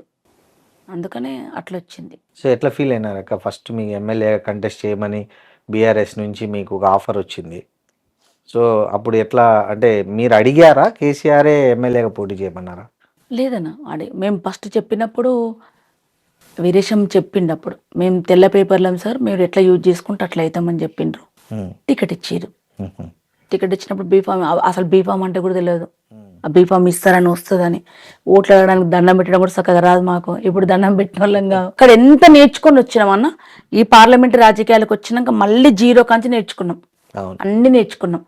ఎందుకంటే మాకు తెలియని రాజకీయాలు కదా ఇవి, అందుకని నేర్చుకున్నాం. అక్క ఇప్పుడు మీకు ఈ ఉద్యమ నాయకులు పైలా సంతోష్ కానీ, గద్దర్ కానీ, వీళ్ళతో మీ అనుబంధం ఎలాంటిది? వాళ్ళ నుంచి మీరు ఎలాంటి ప్రేరణ పొందారు? పైలం సంతోష్ అన్న నా గురువు అన్న. ఓకే. నాకు పాటకు ఆటకు గురువు ఆయననే. ఆయన దగ్గర నేర్చుకున్నా? ఆయన దగ్గర నేర్చుకుని ఆయనే నేర్పించారు నాకు. అడుగులు, గజ్జెలు, పాట అన్ని అన్ననే. ఓకే. పైలం సంతోష్ అన్న నా గురువు. గద్దరన్నని చూసి నేను బై బర్త్ నుంచి ఇన్స్పిరేషన్. ఎందుకంటే సంజీవన్న, గద్దరన్న వాళ్ళ పాటలు చిన్నప్పటి నుంచి వింటూ పెరిగింది దాన్ని. ఇన్స్పిరేషన్లో అది కూడా ఒకటి. లైవ్ రికార్డు కాకుండా రికార్డులలో వాళ్ళ పాటలు ఇళ్ళల్లో క్యాసెట్లు ఉంటేనే అరెస్ట్ చేసే కాలం చూసింది దాన్ని. గద్దరన్న పాటల్లో మీకు బాగా ఇష్టమైన పాట ఏంటి? ఒక 30 ఏళ్ళ కింద రాసింటాడు అన్న గద్దరన్న ఈ పాట. ఇప్పటికీ ఈ పాటలో ఉన్న పరిస్థితులు కానీ, ఈ పాటలో ఉన్న ఖనిజ సంపద దోచే వ్యవస్థ కానీ ఇప్పటికీ మారలే. ఇంకా దోపిడీ ఎక్కువైంది. గద్దరన్న అప్పుడే ఊహించి రాసిండు. తను లేకపోయినా ఈ పాట బతుకుంది. అందుకే చరిత్రల పాట, మనం చెప్పిన మాటలు, ప్రజల కోసం చెప్పింది ఎప్పటికీ బతికే ఉంటాయి అవి. దానికి నిదర్శనం గద్దరన్న పాట. భారతదేశం భాగ్యసీమరా, సకల సంపదల కొదవలేదురా, బంగారు పంటల భూములున్నాయి, సావు ఎరగని జీవనదులురా, సావు ఎరగని జీవనదులు, సావు ఎరగని అంగట్లోన అన్ని ఉన్నాయి, అల్లుని నోట్లో శని ఉన్నట్లు, అల్లుని నోట్లో శని ఉన్నట్లు, అట్లు సకల సంపదలు గల్ల దేశమున దరిద్రం ఎట్లుందో నాయన, దరిద్రం ఎట్లుందో నాయన, సకల సంపదలు గల్ల దేశమున దరిద్రం ఎట్లుందో నాయన, నీతి గల్ల మన దేశములోన అవినీతెందుకు పెరిగిపోయరా, నిరుద్యోగులు నిరాశ చెంది ఉరితాడెందుకు బిగించుకుండ్రు, తల్లులు అమ్మలు అక్కలు చెల్లెలు మానాలెందుకు అమ్ముకున్నారు, ఈ అవినీతికి మూలమేమిటో ఆలకించరండో నాయన, ఆలకించరండో నాయన, ఆయన భారతదేశం భాగ్యసీమరా, సకల సంపదల కొదవలేదురా, బంగారు పంటల భూములున్నాయి, సావు ఎరగని జీవనదులురా, అంగట్లోన అన్ని ఉన్నాయి, అల్లుని నోట్లో శని ఉన్నట్టు, 170 పైగా జనులు భూమి నమ్ముకొని బతుకుతున్నారు, దున్నెవానికే దుక్కి లేదురా, కూలి జనులకే కూడు లేదురా, భూ సంస్కరణలు బూటకమ్మురా, ఏలేటోళ్ళ నాటకమ్మురా, రైతు దేశమున రైతు బిడ్డకే భూమి లేదు ఎట్లో నాయన, పెద్ద పెద్ద భూస్వాములు దొరలు తిమ్మిని బొమ్మిని చేసినానురా, పంట భూమి చేయి జారకుండర, కుక్క నక్క పిల్లి పేరున లెక్కలు రాసి చేతులెత్తినరు, లెక్కలు రాసి చేతులెత్తినరు, లెక్కలు ప్రభుత్వం వేసిన లెక్కల తీరున దేశంలోన సాగు భూములు 40 కోట్ల ఎకరాలుండగా, 100 ఎకరం మాత్రం భూమి ఎట్లా మిగిలే నాయన, నాయన భూమి ఎట్లా మిగిలే నాయన, తుందామంటే దుక్కులు లేవు, నాగలికేమో కర్రు లేకర, పండిన పంటకు రేటు రాకర, అమ్మిన రేట్లకు చేతికి రాక, తన భూస్వాముల కాళ్ళ కిందరా నలిగి నలిగి నాశనమైపోయి నగిలిపోయిన రైతు లోకమే, బతుకు ఎల్లక బతుకుతున్నారు, బతకలేని ఈ రైతు లోకమే, పిడికిల్లెత్తి తిరుగుబాటురా, టాటా బిర్లా ఆస్తుపాస్తులు కోట్ల మీద కొట్లెక్కుతున్నాయి, రోజుకు పేదరికమేమో పెరిగి పెరిగి చుక్కల్ల చేరరా, రెక్కలమ్ముకొని డొక్కలమ్ముకొని కండలమ్ముకొని పిండి చేసిన, తమ నెత్తురు పిండిన రాసులు పోసిన, ఒక్కన ఊపిరిలో కార్మిక లోకం కత్తి నూరుతుందో నాయన, నా భారతదేశం భాగ్యసీమరా, సకల సంపదలు కొదవలేదురా, బంగారు పంటల భూములున్నాయి, సావు ఎరగని జీవనదురురా, అంగట్లో నా అన్ని ఉన్నాయి అల్లుని నోట్లో శని ఉన్నట్టు అట్లు సకల సంపదలు గుల్ల దేశమున దరిద్రం ఎట్లుందో నాయన టాటా బిర్లకు ఈరోజు ఆదాని అంబానీలకు పచ్చని అడవిని ఈ సంస్కృతి సాంప్రదాయాలకు మూలమైన ఆదివాసి బిడ్డలని మన భారతదేశ మూలవాసులైన ఆదివాసుల బిడ్డల్ని అడవి నుంచి తరిమేయడానికి జరుగుతున్న కుట్రని ఒక కళాకారునిగా నేను వ్యతిరేకిస్తున్నా. ఆపరేషన్ కగార్ ఆదివాసుల వాళ్ళ ఉన్న నీడ కింద ఉన్న భూమిని వాళ్ళ రెక్కల కింద ఉన్న ఆ చెట్ల నీడలో ఉన్న పక్షుల్లాగా ఉన్న బిడ్డల్ని తరిమేయాలని చూసిన పాపం ఎప్పటికీ పోదు. కర్మ బ్యాక్ అంటారు కదా, వాళ్ళకి వస్తుంది, ఎప్పటికో ఒక రోజు వాళ్ళ కర్మ బ్యాక్ వస్తుంది.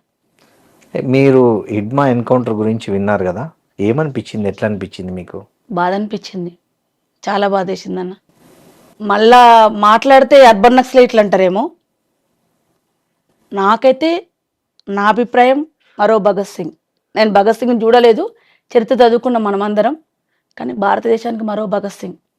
బట్టలు లేని, ఒంటి నిండా ఒక గుడ్డ పేలిక కూడా లేని ఆదివాసి బిడ్డ, అడవిలో ఉన్న ఆదివాసుల నుంచి పట్టణంలో ఉన్న ఒక ఆడబిడ్డ వరకు రక్షణ కావాలని, వాళ్ళ ఒంటి మీద బట్టలు ఉండాలని, తినడానికి తిండి ఉండాలని, ఆత్మరక్షణ కోసం జరిగే పోరాటంలో అమరులైనరు. ఇప్పుడు చంపేసిన వాళ్ళని చంపేసిరు ఇది అది అంటున్నారు కదన్నా.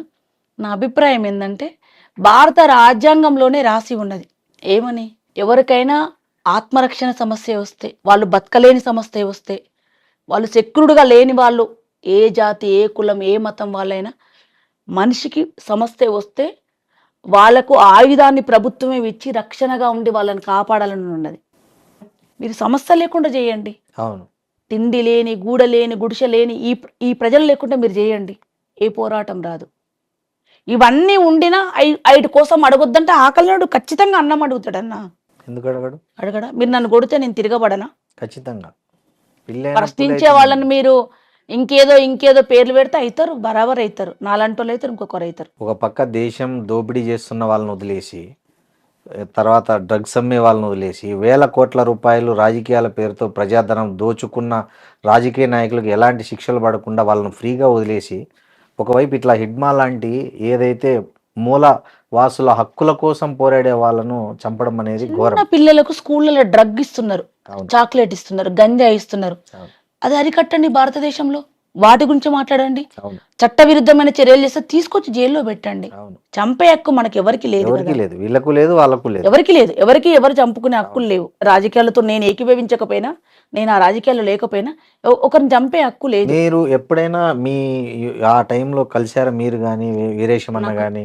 నాకు వీరేశం గారు ఎవరు కలవలేదన్న, మాకు తెలియదు. వినడమే ఇప్పుడు పేపర్లో మీరందరూ ఎట్లుంటారు, మేము గట్లే వింటున్నాం.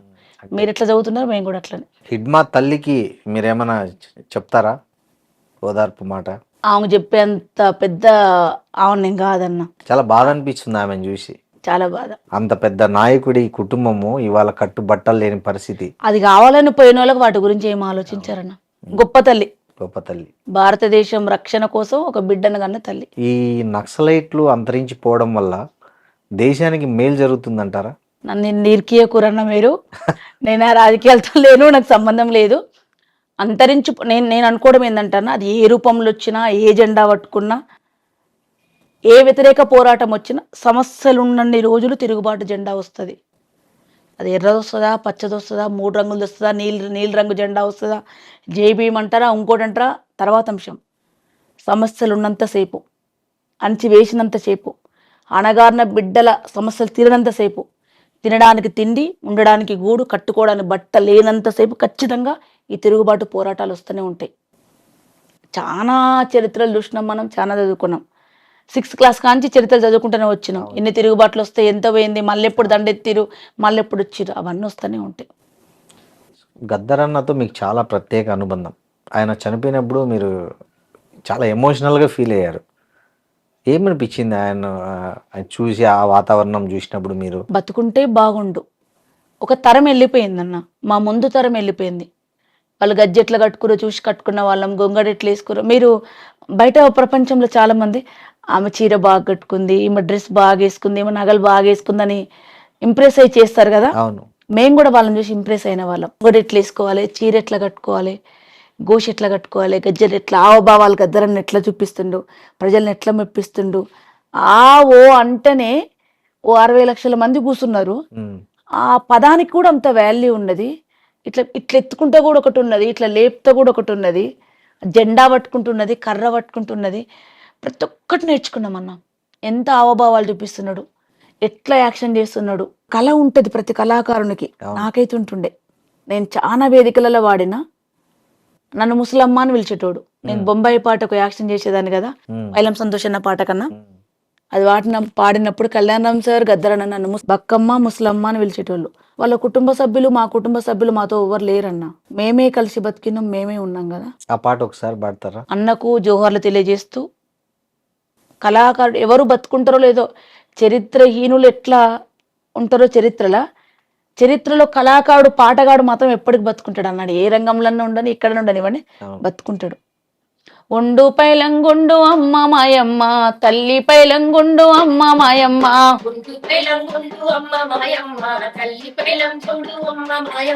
ఒండు పైలంగుండు అమ్మ మాయమ్మ, అమ్మ పైలంగుండు తల్లి మాయమ్మ,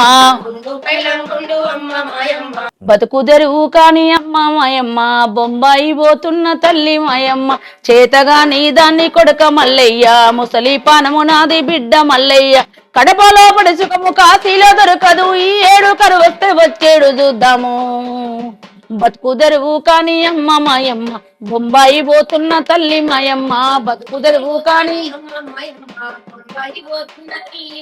మా చేతగా నీ దాన్ని కొడక మల్లయ్య, ముసలి పానము నాది బిడ్డ మల్లయ్య,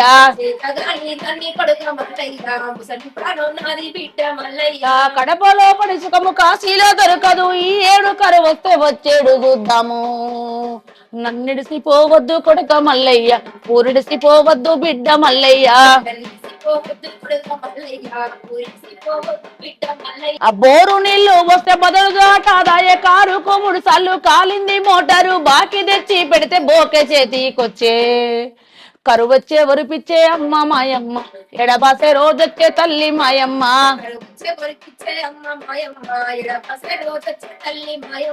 ఒండు పైలంగుండు అమ్మ మాయమ్మ, ఇల్లు పైలం చూడు తల్లి మాయమ్మ,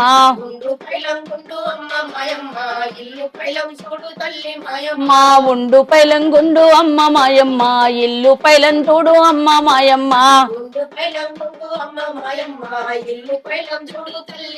చేతగా నీ దాన్ని కొడుక మల్లయ్య, పోవద్దు బొంబాయి తండ్రి మల్లయ్య, చేతగా నీ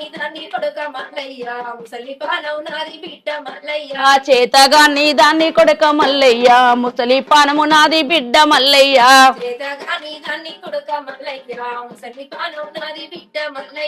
కడపలో పడి సుఖము కాశీలో దొరకదు, ఈ ఏడు కరువు వస్తే వచ్చేడు చూద్దాము, నన్నిడిసిపోవద్దు కొడుక మల్లయ్య, ఊరిడిసిపోవద్దు బిడ్డ మల్లయ్య,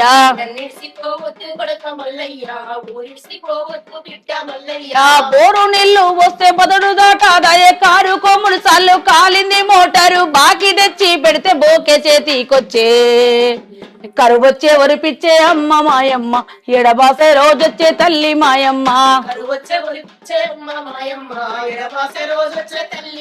మా కరువు వచ్చే వరిపిచ్చే అమ్మ మాయమ్మ, ఎడబాసే రోజు తల్లి మాయమ్మ,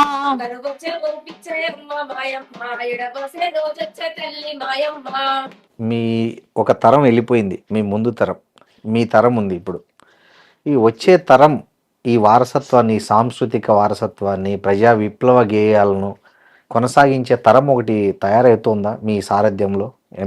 తెలంగాణ సాంస్కృతిక శాఖ సారథ్యంలో? తెలంగాణ సాంస్కృతిక సారథ్యంలో పాటను బతికించడానికి ప్రభుత్వం తీసుకొస్తున్న ప్రభుత్వ పథకాలని అది ప్రజల్లోకి తీసేయడం. మనందరూ తెలిసిందన్న పాట చాలా విలువైనది. అది పాటను బంధు చేస్తే తూటాలై వేలుతాం, ఆటను బంధు చేస్తే ఆటం బాంబులైతము, పాటను బంధు చేస్తే తూటాలై వేలుతాం, పాటను బంధు చేస్తే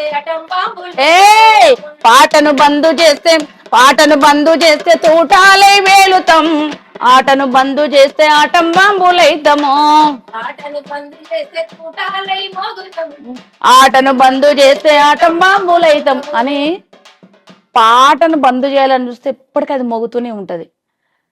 మాలాంటి వాళ్ళం పారిపోయి వచ్చినా, బతుకు తెరువు కోసం వచ్చినా, మా అవసరాల కోసం పనిచేసిన, స్వార్థపరులమై బతుకుతున్నా, మేము మాలాంటి వాళ్ళం ఎంతమంది పోయినా సమస్యలు ఉన్న రోజులు పాట పాడేటోళ్ళు, ప్రజల పక్షాన నిలబడేటోళ్ళు పుడుతూనే ఉంటారన్న. పెద్ద పెద్దోళ్ళు ఉన్నారు, కలిసిపోయిండ్రు. ఇప్పుడు ఒకళ్ళు 4 ఏళ్ళు పనిచేసిన వయసు వచ్చినాక రావాల్సిందే కానీ అందరం అంతే.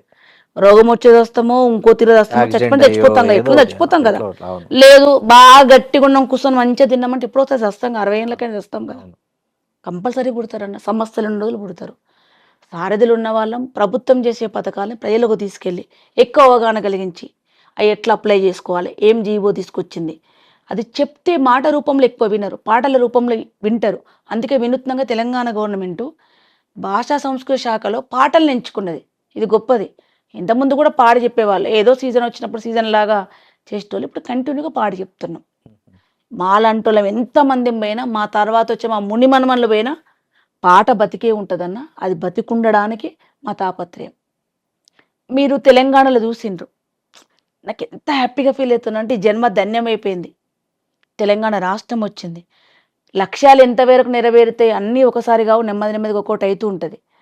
తెలంగాణ రాష్ట్రంలో తెలంగాణ యాసని, భాషని మేము గోసి కట్టుకొని ఎగురితే వీళ్ళు కళాకారుల అన్నోళ్ళని రవీంద్ర భారతి మెట్లెక్క రవీంద్ర భారతిని ఆక్రమించుకొని మేము గోసి గొంగడు వేసుకొని పాట పాడుతున్నాం. నేనైతే రవీంద్ర భారతిలో ఉద్యోగం రాకముందుకు ఎన్నడూ రవీంద్ర భారతి పోలే. ఎప్పుడు మీటింగ్ పెట్టుకున్న బాగలింగంపల్లె, సుందరయ్య విజ్ఞాన కేంద్రం, ఒక ఆర్టీసీ భవనం, లేకపోతే ఇందిరా పార్కు ఎన్నో పాడేటోళ్ళం. లైఫ్లో కూడా 30 ఏళ్ళ ఉద్యమ చరిత్రలో ఎన్నడూ రవీంద్ర భారతి మెట్లెక్కలే. వాళ్ళు కథక్ కళాకారులు, భరతనాట్యం వాళ్ళు ఎక్కిరి తప్ప మేము ఎన్నడూ పోలే. ఈరోజు వాళ్ళు తక్కువ వస్తారు దాంట్లకు, మేము నెలకు ఒక రోజు పోతున్నాం. తెలంగాణ యాసని, భాషని ఈ రోజు కూడా ఎవరు మనల్ని విలన్లాగా పెట్టి మా భాషను చూపించిన వాళ్ళు, అంటే రాయలసీమ భాషనైనా తెలంగాణ భాషనైనా విలన్లాగా చూపించో, రాయలసీమ తెలంగాణ రాయలసీమ వాళ్ళని వస్తేనేమో ఒక రౌడీల్లాగానో మూటాల్లాగానో చూపించారు, ఇక్కడేమో జోకర్లను చేసారు. కానీ ఇవాళ జోకర్ల భాషే సినిమా పరిశ్రమను ఏలుతుంది. ఇవాళ తెలంగాణ యాస, భాష, ఆ మాండలికము, తెలంగాణ ఫోక్ లేని సినిమా, ఫోక్ లేకపోతే సినిమా ఫెయిల్ అన్న. అవును, ప్రతి సినిమాలో ఒక జానపదం పెడుతున్నారు. పెడుతున్నారు. నేను ఆ విజయాన్ని కళ్ళ చూసిన ధన్యమైంది అనుకుంటున్నాను. నేను ఈరోజు తెలంగాణ లవ్ స్టోరీ కూడా తెరకెక్కుతున్నా చూడు, నాకు ధన్యమైపోయింది అది చాలు. ఈ మధ్య మీరు ఒక కాంట్రవర్సీ స్టేట్మెంట్ ఏదో ఒకటి వచ్చింది, నన్ను బదనాం చేయొద్దండి అని. అసలు ఎందుకన్నారు ఆ మాట మీరు? దేనికి బదనాం చేయొద్దన్న? ఏదో ఒకటి వైరల్ అయింది మీది, ఒక చిన్నది, నన్ను బదనాం చేయొద్దండి అని ఏదో మీరు ఎక్కడో అన్నట్లు ఒక మాట వైరల్ అయింది. ఏ సందర్భంలో అయింది, ఎందుకు అయిందో నాకు యాక్చువల్గా తెలియదు. అంటే మామూలుగా మనిషిని బదనాం చేయొద్దంటే పొలిటికల్ లైఫ్లో ఉన్నప్పుడు, ఆడపిల్ల రాజకీయాల్లోకి వచ్చినప్పుడు, ఆడపిల్ల రోడ్డు మీద ఏ ప్రొఫెషన్లు ఉన్నా మాకు స్పెషల్ సవాళ్ళు ఉంటాయి అన్న. మీరు చూస్తుంటారు, అవును, మీడియాలో ఉన్నా ఉంటే మాకు ఎక్కడ ఉంటాయి. ఎందుకంటే మా జీవితం, మేము మా లైఫ్ స్టైల్, మేము ఇంటి దగ్గర ఉండడం, హౌస్ వైఫ్ ఉండడం, అన్ని సవాళ్ళతో కూడుకుంటుంటుంది. మాకు ప్రాబ్లం ఎక్కడ వస్తుంది అంటే మేమేం నా నుంచి ఇప్పుడు నేను ఇంటర్వ్యూ చేస్తున్నా, ఇప్పుడు వాచ్ పెట్టుకుని ఇప్పుడు వాచ్ లేదు, అది డిస్టర్బెన్స్ అవుతుందని తీసేసిన. బోడ చేతులతో ఇంటర్వ్యూ చేస్తుంది, గాజులు వేసుకోలేదు, గాజులు పెట్టుకోకుండా దీపాలు ముట్టిస్తుంది, బొట్టు పెట్టుకుంది. ఇప్పుడు ప్రిపేర్ అయ్యి మేకప్ వేసుకొని చేసే వీడియోలు కావు కదా. అవును, ఇప్పుడు ఇంటర్వ్యూ ఉన్నాం, మీరు వచ్చిన నేను కూర్చొని పాట పాడుతున్నా. దీనికి ఏదో చీర కట్టుకొని మేకప్ వేసుకోవడం అనేది కొంతమంది ఇష్టం. ఉన్నట్టు మనం ఎట్లున్నాం అట్లా పాట పాడాలని అది నా ఇష్టం. దాన్ని కాంట్రవర్సీ, అందుకే ప్రతి దాన్ని కాంట్రవర్సీ చేయడం నేను ఈజీగా తీసుకుంటున్నాను. ఏం చేసినా పర్వాలేదు, నాకు ఎట్లా బతకబోద్దు నేను ఎట్లా బతుకుతా, నా వల్ల నా ఫ్యామిలీకి ఏమైనా ఇబ్బంది ఉంటే నేను ఆలోచిస్తాను, నా వల్ల వాళ్ళకి ఏమైనా ఇబ్బంది అవుతుందంటే. ఫ్యామిలీకి, సమాజానికి, మెజారిటీ పీపుల్కు నా వల్ల నష్టం లేనప్పుడు నేను దేనికైనా సిద్ధం. మీరు కులాన్ని, మతాన్ని, వర్గాన్ని, ప్రాంతాన్ని అన్నిటినీ అతీతంగా ఒక విప్లవ మనస్తత్వంతో జీవితాన్ని కొనసాగిస్తున్నారు. మీ తరంలో మీలాగా సాహసం చేయడం అనేది చాలా గొప్ప విషయం. అప్పట్లో 30-40 ఏళ్ల కింద కులాంతర వివాహాలు అనేది చాలా పెద్ద టాపిక్. ఇప్పటికీ ఉంది. సో మీ పిల్లల్ని ఎలా పెంచుతున్నారు, వాళ్ళను ఎటువంటి భావజాలంతో మీరు ట్రైన్ చేస్తున్నారు? మా పిల్లలకైతే మేము ఏం ట్రైన్ చేయమన్నా. ఓకే, ఏం ట్రైన్ చేస్తామంటే సమాజంలో చీడ పురుగులు కావద్దు. బాబు ఉన్నాడు, వాడి వల్ల ఒక ఆడపిల్లకి ఇబ్బంది కలిగిందని, ఇలాంటి అలవాట్లు ఉన్నాయని, వీరేశం పుష్పల కొడుకు ఇట్లా అంటోడని రావద్దు. ఈ న్యాయం కోసం కొట్లాడండి, ఈ సమస్య కోసం నిలబడంటే ఏది వచ్చినా ఫేస్ చేస్తాం. మీరైనా ఫేస్ చేస్తారు, మేమైనా ఫేస్ చేస్తాం. ఆడపిల్లలు ఉన్నారనుకోండి, ఇప్పుడు ఆమె డాక్టర్ ప్రొఫెషన్ తీసుకుంది, ఎంబీబీఎస్ సెకండ్ ఇయర్ చదువుతుంది. ప్రజల కోసం ఆమె, మేము అసలు ఏం గైడ్ చేయలే. అంతకుముందు ఆమెకు ఐఏఎస్ కావాలని ఉండే. వాళ్ళ డాడీ కరోనాలో చేసిన సేవలు, వాటిని చేసిన చనిపోవడం చూసి, పారేసొచ్చుడు, అంత్యక్రియలు వచ్చినాక తను సఫర్ అవ్వడు, ఆ ఫీలింగ్ అంతా చూసి వైద్యం చేయడం అనేది ఇంపార్టెంట్. అది ఫ్రీ వైద్యం చేయాలి. నాకు ఏం సాధ్యపడుతో తర్వాత అంశం. నాన్నకి ఇది ఇష్టం ఉంది, డాక్టర్లీ ప్రొఫెషన్ ఇష్టం ఉంది కాబట్టి నాన్న కోసం నేను డాక్టర్ని అవుతా. మేము వద్దన్నాము చాలా 10 years ఆడపిల్ల లైఫ్ ఇట్లుంటుంది, వద్దంటే నాకు అది ఇష్టం, నేను అటు సైడ్ పోను, నేను ఇటే పోతాను అయ్యింది. బాబు ఉన్నాడు. అసలు మేము ఇట్లుండమని చెప్పాం. ఇంటికి వచ్చిన వాళ్ళకి రెస్పెక్ట్గా ఉండడం, వాళ్ళతో ప్రేమగా ఉండడం, మన ఇంటికి వచ్చిన వాళ్ళకు నీళ్ళు ఇచ్చి అన్నం పెట్టి ప్రేమగా, అదే చెప్తాం తప్ప మేము ఇంకోటి ఇట్లుండాలి అట్లుండాలి ఏం చెప్పమన్నా. ఇప్పటి వరకైతే బాబు ఏం చేస్తున్నాడు? బాబు బీటెక్ అయిపోయింది, ఎంబీఏ అయిపోయింది, లండన్ ఎంబీఏ అయిపోయింది అన్న. బీటెక్ ఇండియాలోనే చేసిండు. ఇప్పుడు బిజినెస్ సైడ్ వేస్తున్నాయి అడుగులు. పాప ఎంబీబీఎస్ సెకండ్ ఏం ఇయర్. బిజినెస్ చేయాలనుకుంటున్నాడు? ఆయన ఇష్టం, ఆయనకు వదిలేసినాం, ఓకే వెతుక్కుంటుండే ఇప్పుడు. ఓకే. ఇంకోటి సేవ అంటే గుర్తొచ్చింది, మీరు ఒక ట్రస్ట్ పెట్టి చాలా సేవలు చేస్తున్నారని మా విఘ్నేష్ కూడా చెప్పాడు నాతో. అది ఉద్దీపన అనే ఒక ఫౌండేషన్, అది ఏమేం చేస్తున్నారు, అసలు ఆలోచన ఎట్లా వచ్చింది? అసలు యాక్చువల్లీ ఉద్దీపన ఫౌండేషన్ ఎమ్మెల్యే గారిది, వేముల వీరేశం గారిది, తనకు వచ్చింది. చాలా పెద్ద గొప్ప నిర్ణయం అన్న. యాజ్ ఎ వైఫ్ కాకుండా ఒక ఫ్రెండ్గా చెప్తున్నా. మేము అత్యవసర చదువులు చదివినాం, ఏమంటారు సప్లిమెంటరీ చదువులు. తను ఎమ్మెల్యే అయ్యేసరికి ఇంటర్మీడియట్ మాత్రమే అయిపోయింది. తను ఉద్యమానికి లోపలికి వెళ్ళిపోయి చదువుకోలేదు. వచ్చినాక డిగ్రీ పీజీ చేసిండు, ఇప్పుడు పిహెచ్డి కోసం ట్రై చేస్తున్నాడు. మేము ఇప్పటికీ తను అసెంబ్లీలో ఇంగ్లీష్ మాట్లాడలేడు, కష్టపడి చదువుతున్నాడు. డబుల్ ఎంఏ సర్టిఫికేట్ ఉన్నా నేను ఇంగ్లీష్ మాట్లాడాను, ఫ్లూయెంట్ ఇంగ్లీష్ మాట్లాడలేను, ఏదో బటర్ ఇంగ్లీష్ మాట్లాడతా. నాది వేరు అనుకోండి. ఎమ్మెల్యే గారికి ఏంటంటే నేను ఇంగ్లీష్ చదవలేకపోయినా, ఇంగ్లీష్ మాట్లాడలేకపోతున్నా, మాట్లాడితే ఇంకొక స్థాయిలో ఉండేదాన్ని. నేను పెద్దానికి కౌంటర్ ఇద్దును, ఇంగ్లీష్ పేపర్ల వాళ్ళతో కూడా నేను మాట్లాడదును, ఎక్కువ మెసేజ్ ఇద్దును. అనగారిన బిడ్డలు, పేద బిడ్డలు ఇంగ్లీష్ మీడియంలో చదువుకోవాలి, వాళ్ళకి ఇంగ్లీష్ చదువు కూడా కావాలి. కొనలేకపోతురు. చదువు అనేది కొనడం కాదన్న, చదువుకుంటూ వస్తుంది, చదువుకుంటే రాదు. అందుకని తను పేద పిల్లలకు, నేను చదువుకోలేకపోయిన విద్యను ఇంగ్లీష్ మీడియం పిల్లలు చదివిపియాలి. ఫస్ట్ టైం ఎమ్మెల్యేగా ఉన్నప్పుడు 102 స్కూల్స్ దత్తత తీసుకున్నాడు. ఆ స్కూల్స్ అందరినీ ఇంగ్లీష్ మీడియం ప్రైమరీ సెక్షన్ కానీ స్టార్ట్ చేసిండు తనే, సొంత నిధులతోటి తనే జీతం ఇచ్చి అన్ని స్టార్ట్ చేసిండు. ఆ 5 years అయిపోయినాక అది ఆగిపోయింది. దాని తర్వాత మేము కొనసాగించడానికి సిద్ధంగానే ఉన్నాం. ఎంత కష్టమైనా, ఇంత ల్యాండ్ అమ్మేసుకున్న పెడదామని సిద్ధంగా ఉన్నాం. కానీ ఉన్నవాళ్ళు దాన్ని యాక్సెప్ట్ చేయలే, మాకేదో పేరు వస్తుందని. సరే దాన్ని కూడా రాజకీయ కోణం చూసినప్పుడు వద్దని వదిలేసి కరోనా వైపు డైవర్ట్ చేసినాం ఆ ఉద్దీపన సేవల్ని. అది అయిపోయిన తర్వాత ఇంకెప్పటికున్నా మనం ప్రజాప్రతినిధులు ఉంటేనే దీన్ని కొనసాగించగలుగుతున్నామని ఏం చేసుకున్నాం, ఇప్పుడు ప్రైవేట్ స్కూల్ పెట్టినాం. ఉద్దీపన ఫౌండేషన్ ఆధ్వర్యంలో స్కూల్ పెట్టినాం. ₹1 ఫీజు. ఎక్కడ? నకరికల్ టౌన్ లోనే. ఇప్పుడు మనకి ఇక్కడ 1 kilometer దూరాన్ని ఉంటుంది. అది ఉద్దీపన ఫౌండేషన్ ఆధ్వర్యంలో స్కూల్ పెట్టినాం. ₹1 fees. For month for year? Yearly ₹1. Admission తీసుకున్నప్పుడు ₹1 ఫీజు. ఇప్పుడు 520 మంది పిల్లలు ఉన్నారు అందులో. ఆ రూపాయి కాన్సెప్ట్ ఏంది? ఫీజు తీసుకుందాం, ఫీజు ₹1 ఫీజుతో ఉన్నది అని, ఫీజు లేదు అనే బదులు ₹1 ఫీజుతో పెట్టుకుందాం. ఆ రూపాయి వాళ్ళకు ఉండాలి, ఆ ₹1 కూడా వాల్యుబులే. మళ్ళీ డబ్బు విలువ తెలియకుండా పోవద్దు, డబ్బు విలువ కూడా తెలియాలి. ₹1 కంపల్సరీ ₹1 కైన్ తీసుకొచ్చి వాళ్ళు అడ్మిషన్ తీసుకోవాలి, తీసుకుంటారు. చాలా మంది వచ్చారు. దానికి ఒక కాన్సెప్ట్ కూడా ఏం పెట్టుకున్నారు ఎమ్మెల్యే గారు, మేము ఏం పెట్టుకున్నామంటే గవర్నమెంట్ స్కూల్ పిల్లలు తీసుకునేది లేదా స్కూల్కు, ఓన్లీ ప్రైవేట్ స్కూల్ పిల్లలు. అందులో ఫీజు కట్టలేక, గవర్నమెంట్ పోయి చదువుకోలేక, అలా చదువుకున్నాక కూడా తోళ్ళలేని పిల్లలు, ఎవరు నర్సరీ పిల్లలు ఎవరైతే ఉన్నారో వాళ్ళ కోసమని పెట్టినాం. 5th వరకు పెట్టినాం. లాస్ట్ ఇయర్ 5th వరకు 370 మంది ఉన్నారు అప్పుడు పిల్లలు. ఈ సంవత్సరం 6th 7th ఎక్స్టెన్షన్ చేసినాం. దానికి కేరళ నుంచి వచ్చినారు ఆనంద్ సార్ అని. మన ఇంగ్లీష్ బుక్ లో ముందు పేజీ సార్దే ఉంటది, ఇంగ్లీష్ బుక్ రాసిన సారే, తన పేరే ఉంటుంది సార్ది. ఫౌండర్ తను ఆనంద్ సార్ని, కేరళ ఉండి ఇప్పుడు హెల్త్ బాలేకి వెళ్ళిండు. ఫస్ట్ ఇయర్ మొత్తం కేరళ టీచర్స్ని పెట్టినాం. వాళ్ళ నుంచి మన లోకల్ వాళ్ళని ట్రైన్ చేసి పెట్టుకున్నాం. ఇప్పుడు 6th 7th పెట్టినాం. 570 మంది పిల్లలు. Next year 8th 9th 10th చేస్తాం. 10th క్లాస్ వరకు ఉంచి అందులో ఉన్న పిల్లలు, పేరెంట్స్ లేని పిల్లలు, మొండోళ్ళ చెత్త అది ఏరుకునే పిల్లలు, అస్సలు బడికి పంపలేను ఇళ్ళల్లో ఉన్న వాళ్ళని తీసుకొచ్చి దాంట్లో స్కూల్ అడ్మిషన్ చేసుకొని, దాని కూడా కొన్ని ప్రామాణికాలు పెట్టుకొని తీసుకొచ్చి ఆ పిల్లలు అందులో పెట్టుకున్నాం. ఆ పిల్లలు ఉంటారు. ఆటో కూడా తోలలేరు. ఇప్పుడు దూరం ఉంది స్కూల్, ఇక్కడే టౌన్ ఎడ్జ్లోనే ఉంది. కానీ ఆ నుంచి ఇడికి వాళ్ళు సైకిల్ లేదు, బండి లేదు, వాళ్ళు రాలేరు. అట్లాంటి పిల్లల కోసం ఆటో కూడా పెట్టినాం లోకల్‌లో. 2 ఆటోలు. 2, 3 బజార్లు ఉన్నాయి. పిల్లలు ఎక్కడ మెజారిటీగా ఉన్నారో ఆ పిల్లల్ని ఆడ ఉంటారు. ఒక ప్లేస్కి వస్తారు పాయింట్. ఆడపోయి డ్రైవర్ ఎక్కించుకొని తీసుకొచ్చి ఆడ వినిపిస్తాడు. మళ్ళీ తమ్ముడు పొద్దున్నాక బయట గిరాకు తోలుకుంటాడు. ఈవినింగ్ స్కూల్ టైం కాగానే తీసుకుపోయి పిల్లల్ని స్కూల్లో తోలుస్తాడు. అంటే రెసిడెన్షియల్ మామూలు డే మామూలుగా డే స్కాలరే. ఓకే. ఫుడ్ మధ్యాహ్నం భోజనం పెడతాం, మీరే మనమే పెడతాం ఫ్రీగా. ఫ్రీగానే ఏం ₹1 ఫీజు అని ఏం ఉండదు. Books, uniform. Uniform, book, plate, bag, A to Z. Corporate school ఎట్లుంటుందో నకరికల్లా ఏ కార్పొరేట్ స్కూల్ లేనంత. ఒక బిల్డింగ్ ఒకటి నార్మల్గా ఉంది, దాన్ని కూడా చిన్నగా చిన్నగా చేస్తున్నాం. సిస్టమ్ కూడా డిఫరెంట్ సిస్టమ్. కేరళలో ఎట్లా చెప్తారో బుక్స్, స్కూళ్ళలో ఎట్లా బొమ్మలు చూపించి చెప్తారో అదే చదువు ఇక్కడ కూడా. మా పిల్లలు ఇప్పుడు వ్యాసాలు రాస్తున్నారు, ఇంగ్లీష్లో మాట్లాడుతున్నారు. ఒక 6th క్లాస్ నకరికల్లో ఒక ప్రైవేట్ స్కూల్, పేరు చెప్పొద్దు, ప్రైవేట్ స్కూల్లో 6th క్లాస్ చదువుకొని వచ్చిండు. వాడికి ABCDలు రావట్లేవు. ఒక 3 నెలలు స్పెషల్ క్లాస్ పెట్టి వాడికి అన్ని నేర్పించి మళ్ళీ ఇప్పుడు 6th క్లాస్లో కూర్చోబెట్టినాం.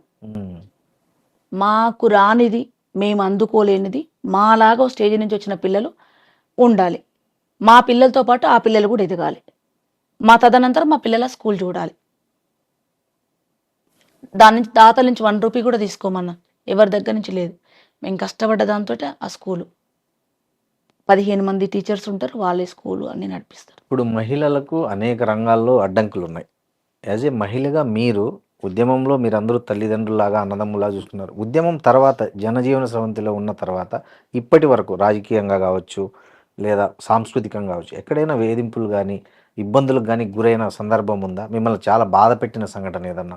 నా కర్మ ఏందంటనా, ఉద్యమంలో ఉన్నప్పుడు పోరాటాలు, అమ్మాయిల మీద అగత్యాలు జరుగుతున్నాయి. నా చిన్నగా ఇంటర్మీడియట్లో నేను స్టూడెంట్ ఆర్గనైజేషన్లో ఉన్నప్పుడు కాలేజీల దగ్గర ఇంటర్వెల్ అవుతున్నప్పుడు నేను కాపలా కాసేదాన్ని. ఎవడు అమ్మాయిల కోసం ఎరవేస్తున్నాడు, ఎవరు వేధిస్తున్నారు, ఉరికిచ్చి కొట్టేదాన్ని. ఈ నకరికల్ టౌన్లోనే చాలా పెద్ద గొడవలైన, నా మీద అటాక్ చేసి చంపేంత కూడా అయింది. అంత పెద్ద శత్రుత్వం ఉండే నకరికల్ టౌన్లో. నేను విన్నదానికి స్టూడెంట్ ఆర్గనైజేషన్లో ఉండి విప్లవోద్యమంలో చూసిన దానికి ఇప్పుడు ఇక్కడ డబల్ చూస్తున్నాను. నేను తండ్రి పక్కన బిడ్డను వండబెట్టలేని కాలంలో ఉన్నాం మనం ఇప్పుడు. నా దగ్గరికి కొంతమంది వచ్చి చెప్తే నేను ఒక 1-2 నెలల దాకా మనిషిని కాలేనన్నా. ఒక భార్య వచ్చి భర్త భార్యని విపరీతమైన హింస ఇక్కడంతా కాల్చేసి కొట్టి వాడు చేసి, వాడు తప్పు చేస్తాడు, ఈమెను తప్పుడు దాని లెక్కలు చూస్తాడు. ఆఫీస్లో చూసిన నేను ఇప్పుడు ఒక ఎంప్లాయీగా ఆఫీసు పోతున్నా, ఆఫీసులో ఘోరమైన వేధింపులు. ఆఫీసులలో కూడా ఎవ్వరు చెప్పుకోరన్నా, ఎంత బాధ ఉన్నా అవసరం వస్తే ఈ బెంచ్ తీసి ఇంకొక అన్నం వేసుకొని కూర్చుంటారు. వేధింపులు అనేది సమాజంలో, ఎడ్యుకేషన్ అనేది ఏం మారలే. నేను సాఫ్ట్వేర్ ఇంజనీర్ అమ్మాయిలను కూడా చూసిన. ఆ అమ్మాయి పొద్దున లేచి 6 గంటలకు లేచి వండి అత్తబెట్టి మామ పెట్టి డ్యూటీ పోయి వచ్చి మళ్ళీ వచ్చి వండి పెట్టాలి. భర్తతో పాటు జాబ్ చేయాలి. నెల జీతం రాగానే వాడే ATM గీక్కుంటాడు. కొంతమంది ఎంప్లాయీస్ ఉన్నారు, ఆమె జాబ్ చేస్తుంది ఆడపిల్ల, భర్త ఇంటి దగ్గర ఉండి రోజు తిరుగుతాడు, ATM కార్డు వానకానే ఉంటుంది. ఆమె ఉద్యోగాన్ని వేసేయడం, రోజు గీక్తాడు. ఎన్ని వేదం. ఇప్పుడు నేను నా దగ్గరకు వచ్చి చెప్పగలుగుతున్నారు, వినగలుగుతున్నా. ఇప్పుడు నా బాధ ఏంటంటే నేను వింటున్నా, నేను మాట్లాడదలనే పంపించేస్తున్నా. వింటే మళ్ళీ మానసికంగా ఒక వేదన, మాట్లాడలేకపోతున్నామని. ఏమీ తగ్గలేదన్నా. టెక్నాలజీ మారుతున్నప్పుడు హింస కూడా మారుతుంది. టీవీలకు అంకితమైనవి ఇంతకుముందు టీవీలో చూస్తున్నాం, 4 కూర్చొని చూసినాం. ఇప్పుడు మన దరిద్రం ఏంటంటే ఎవరి ఫోన్లో ఆడేస్తున్నాం. పెళ్ళమో పక్క మొగుడో పక్కన బెడ్ మీద వండుకొని ఎవరి ఫోన్ ఆడే.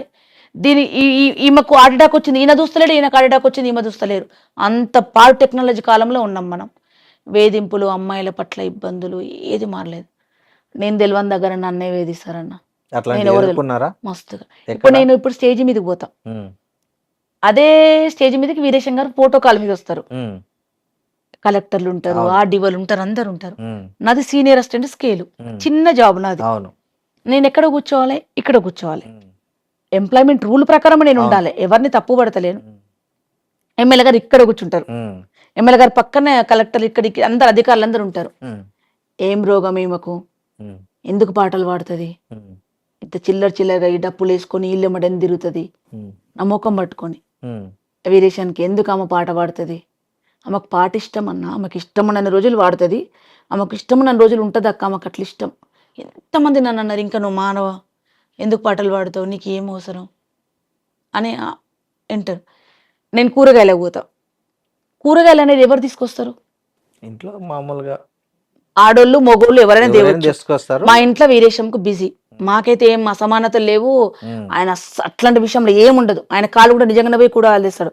నేను ఒక్కరోజు పంపుదామని డిసైడ్ అయినా, నువ్వు ఒక రోజు ఓ వీరు కూరగాయలకు జనం మారుతారు. నేను కూరగాయలకు పోతా, ప్రతిరోజు అంగట్లో నేను తెచ్చుకుంటాను, ఈడ తెచ్చుకుంటాను అక్కడికి. ఇంకా నేను పోయినా, నువ్వెందుకు కూరగాయలకు వచ్చినావు అక్క, నువ్వెందుకు కూరగాయలకు వచ్చినావు అంటే, మరి నేను ఏం తినాలి?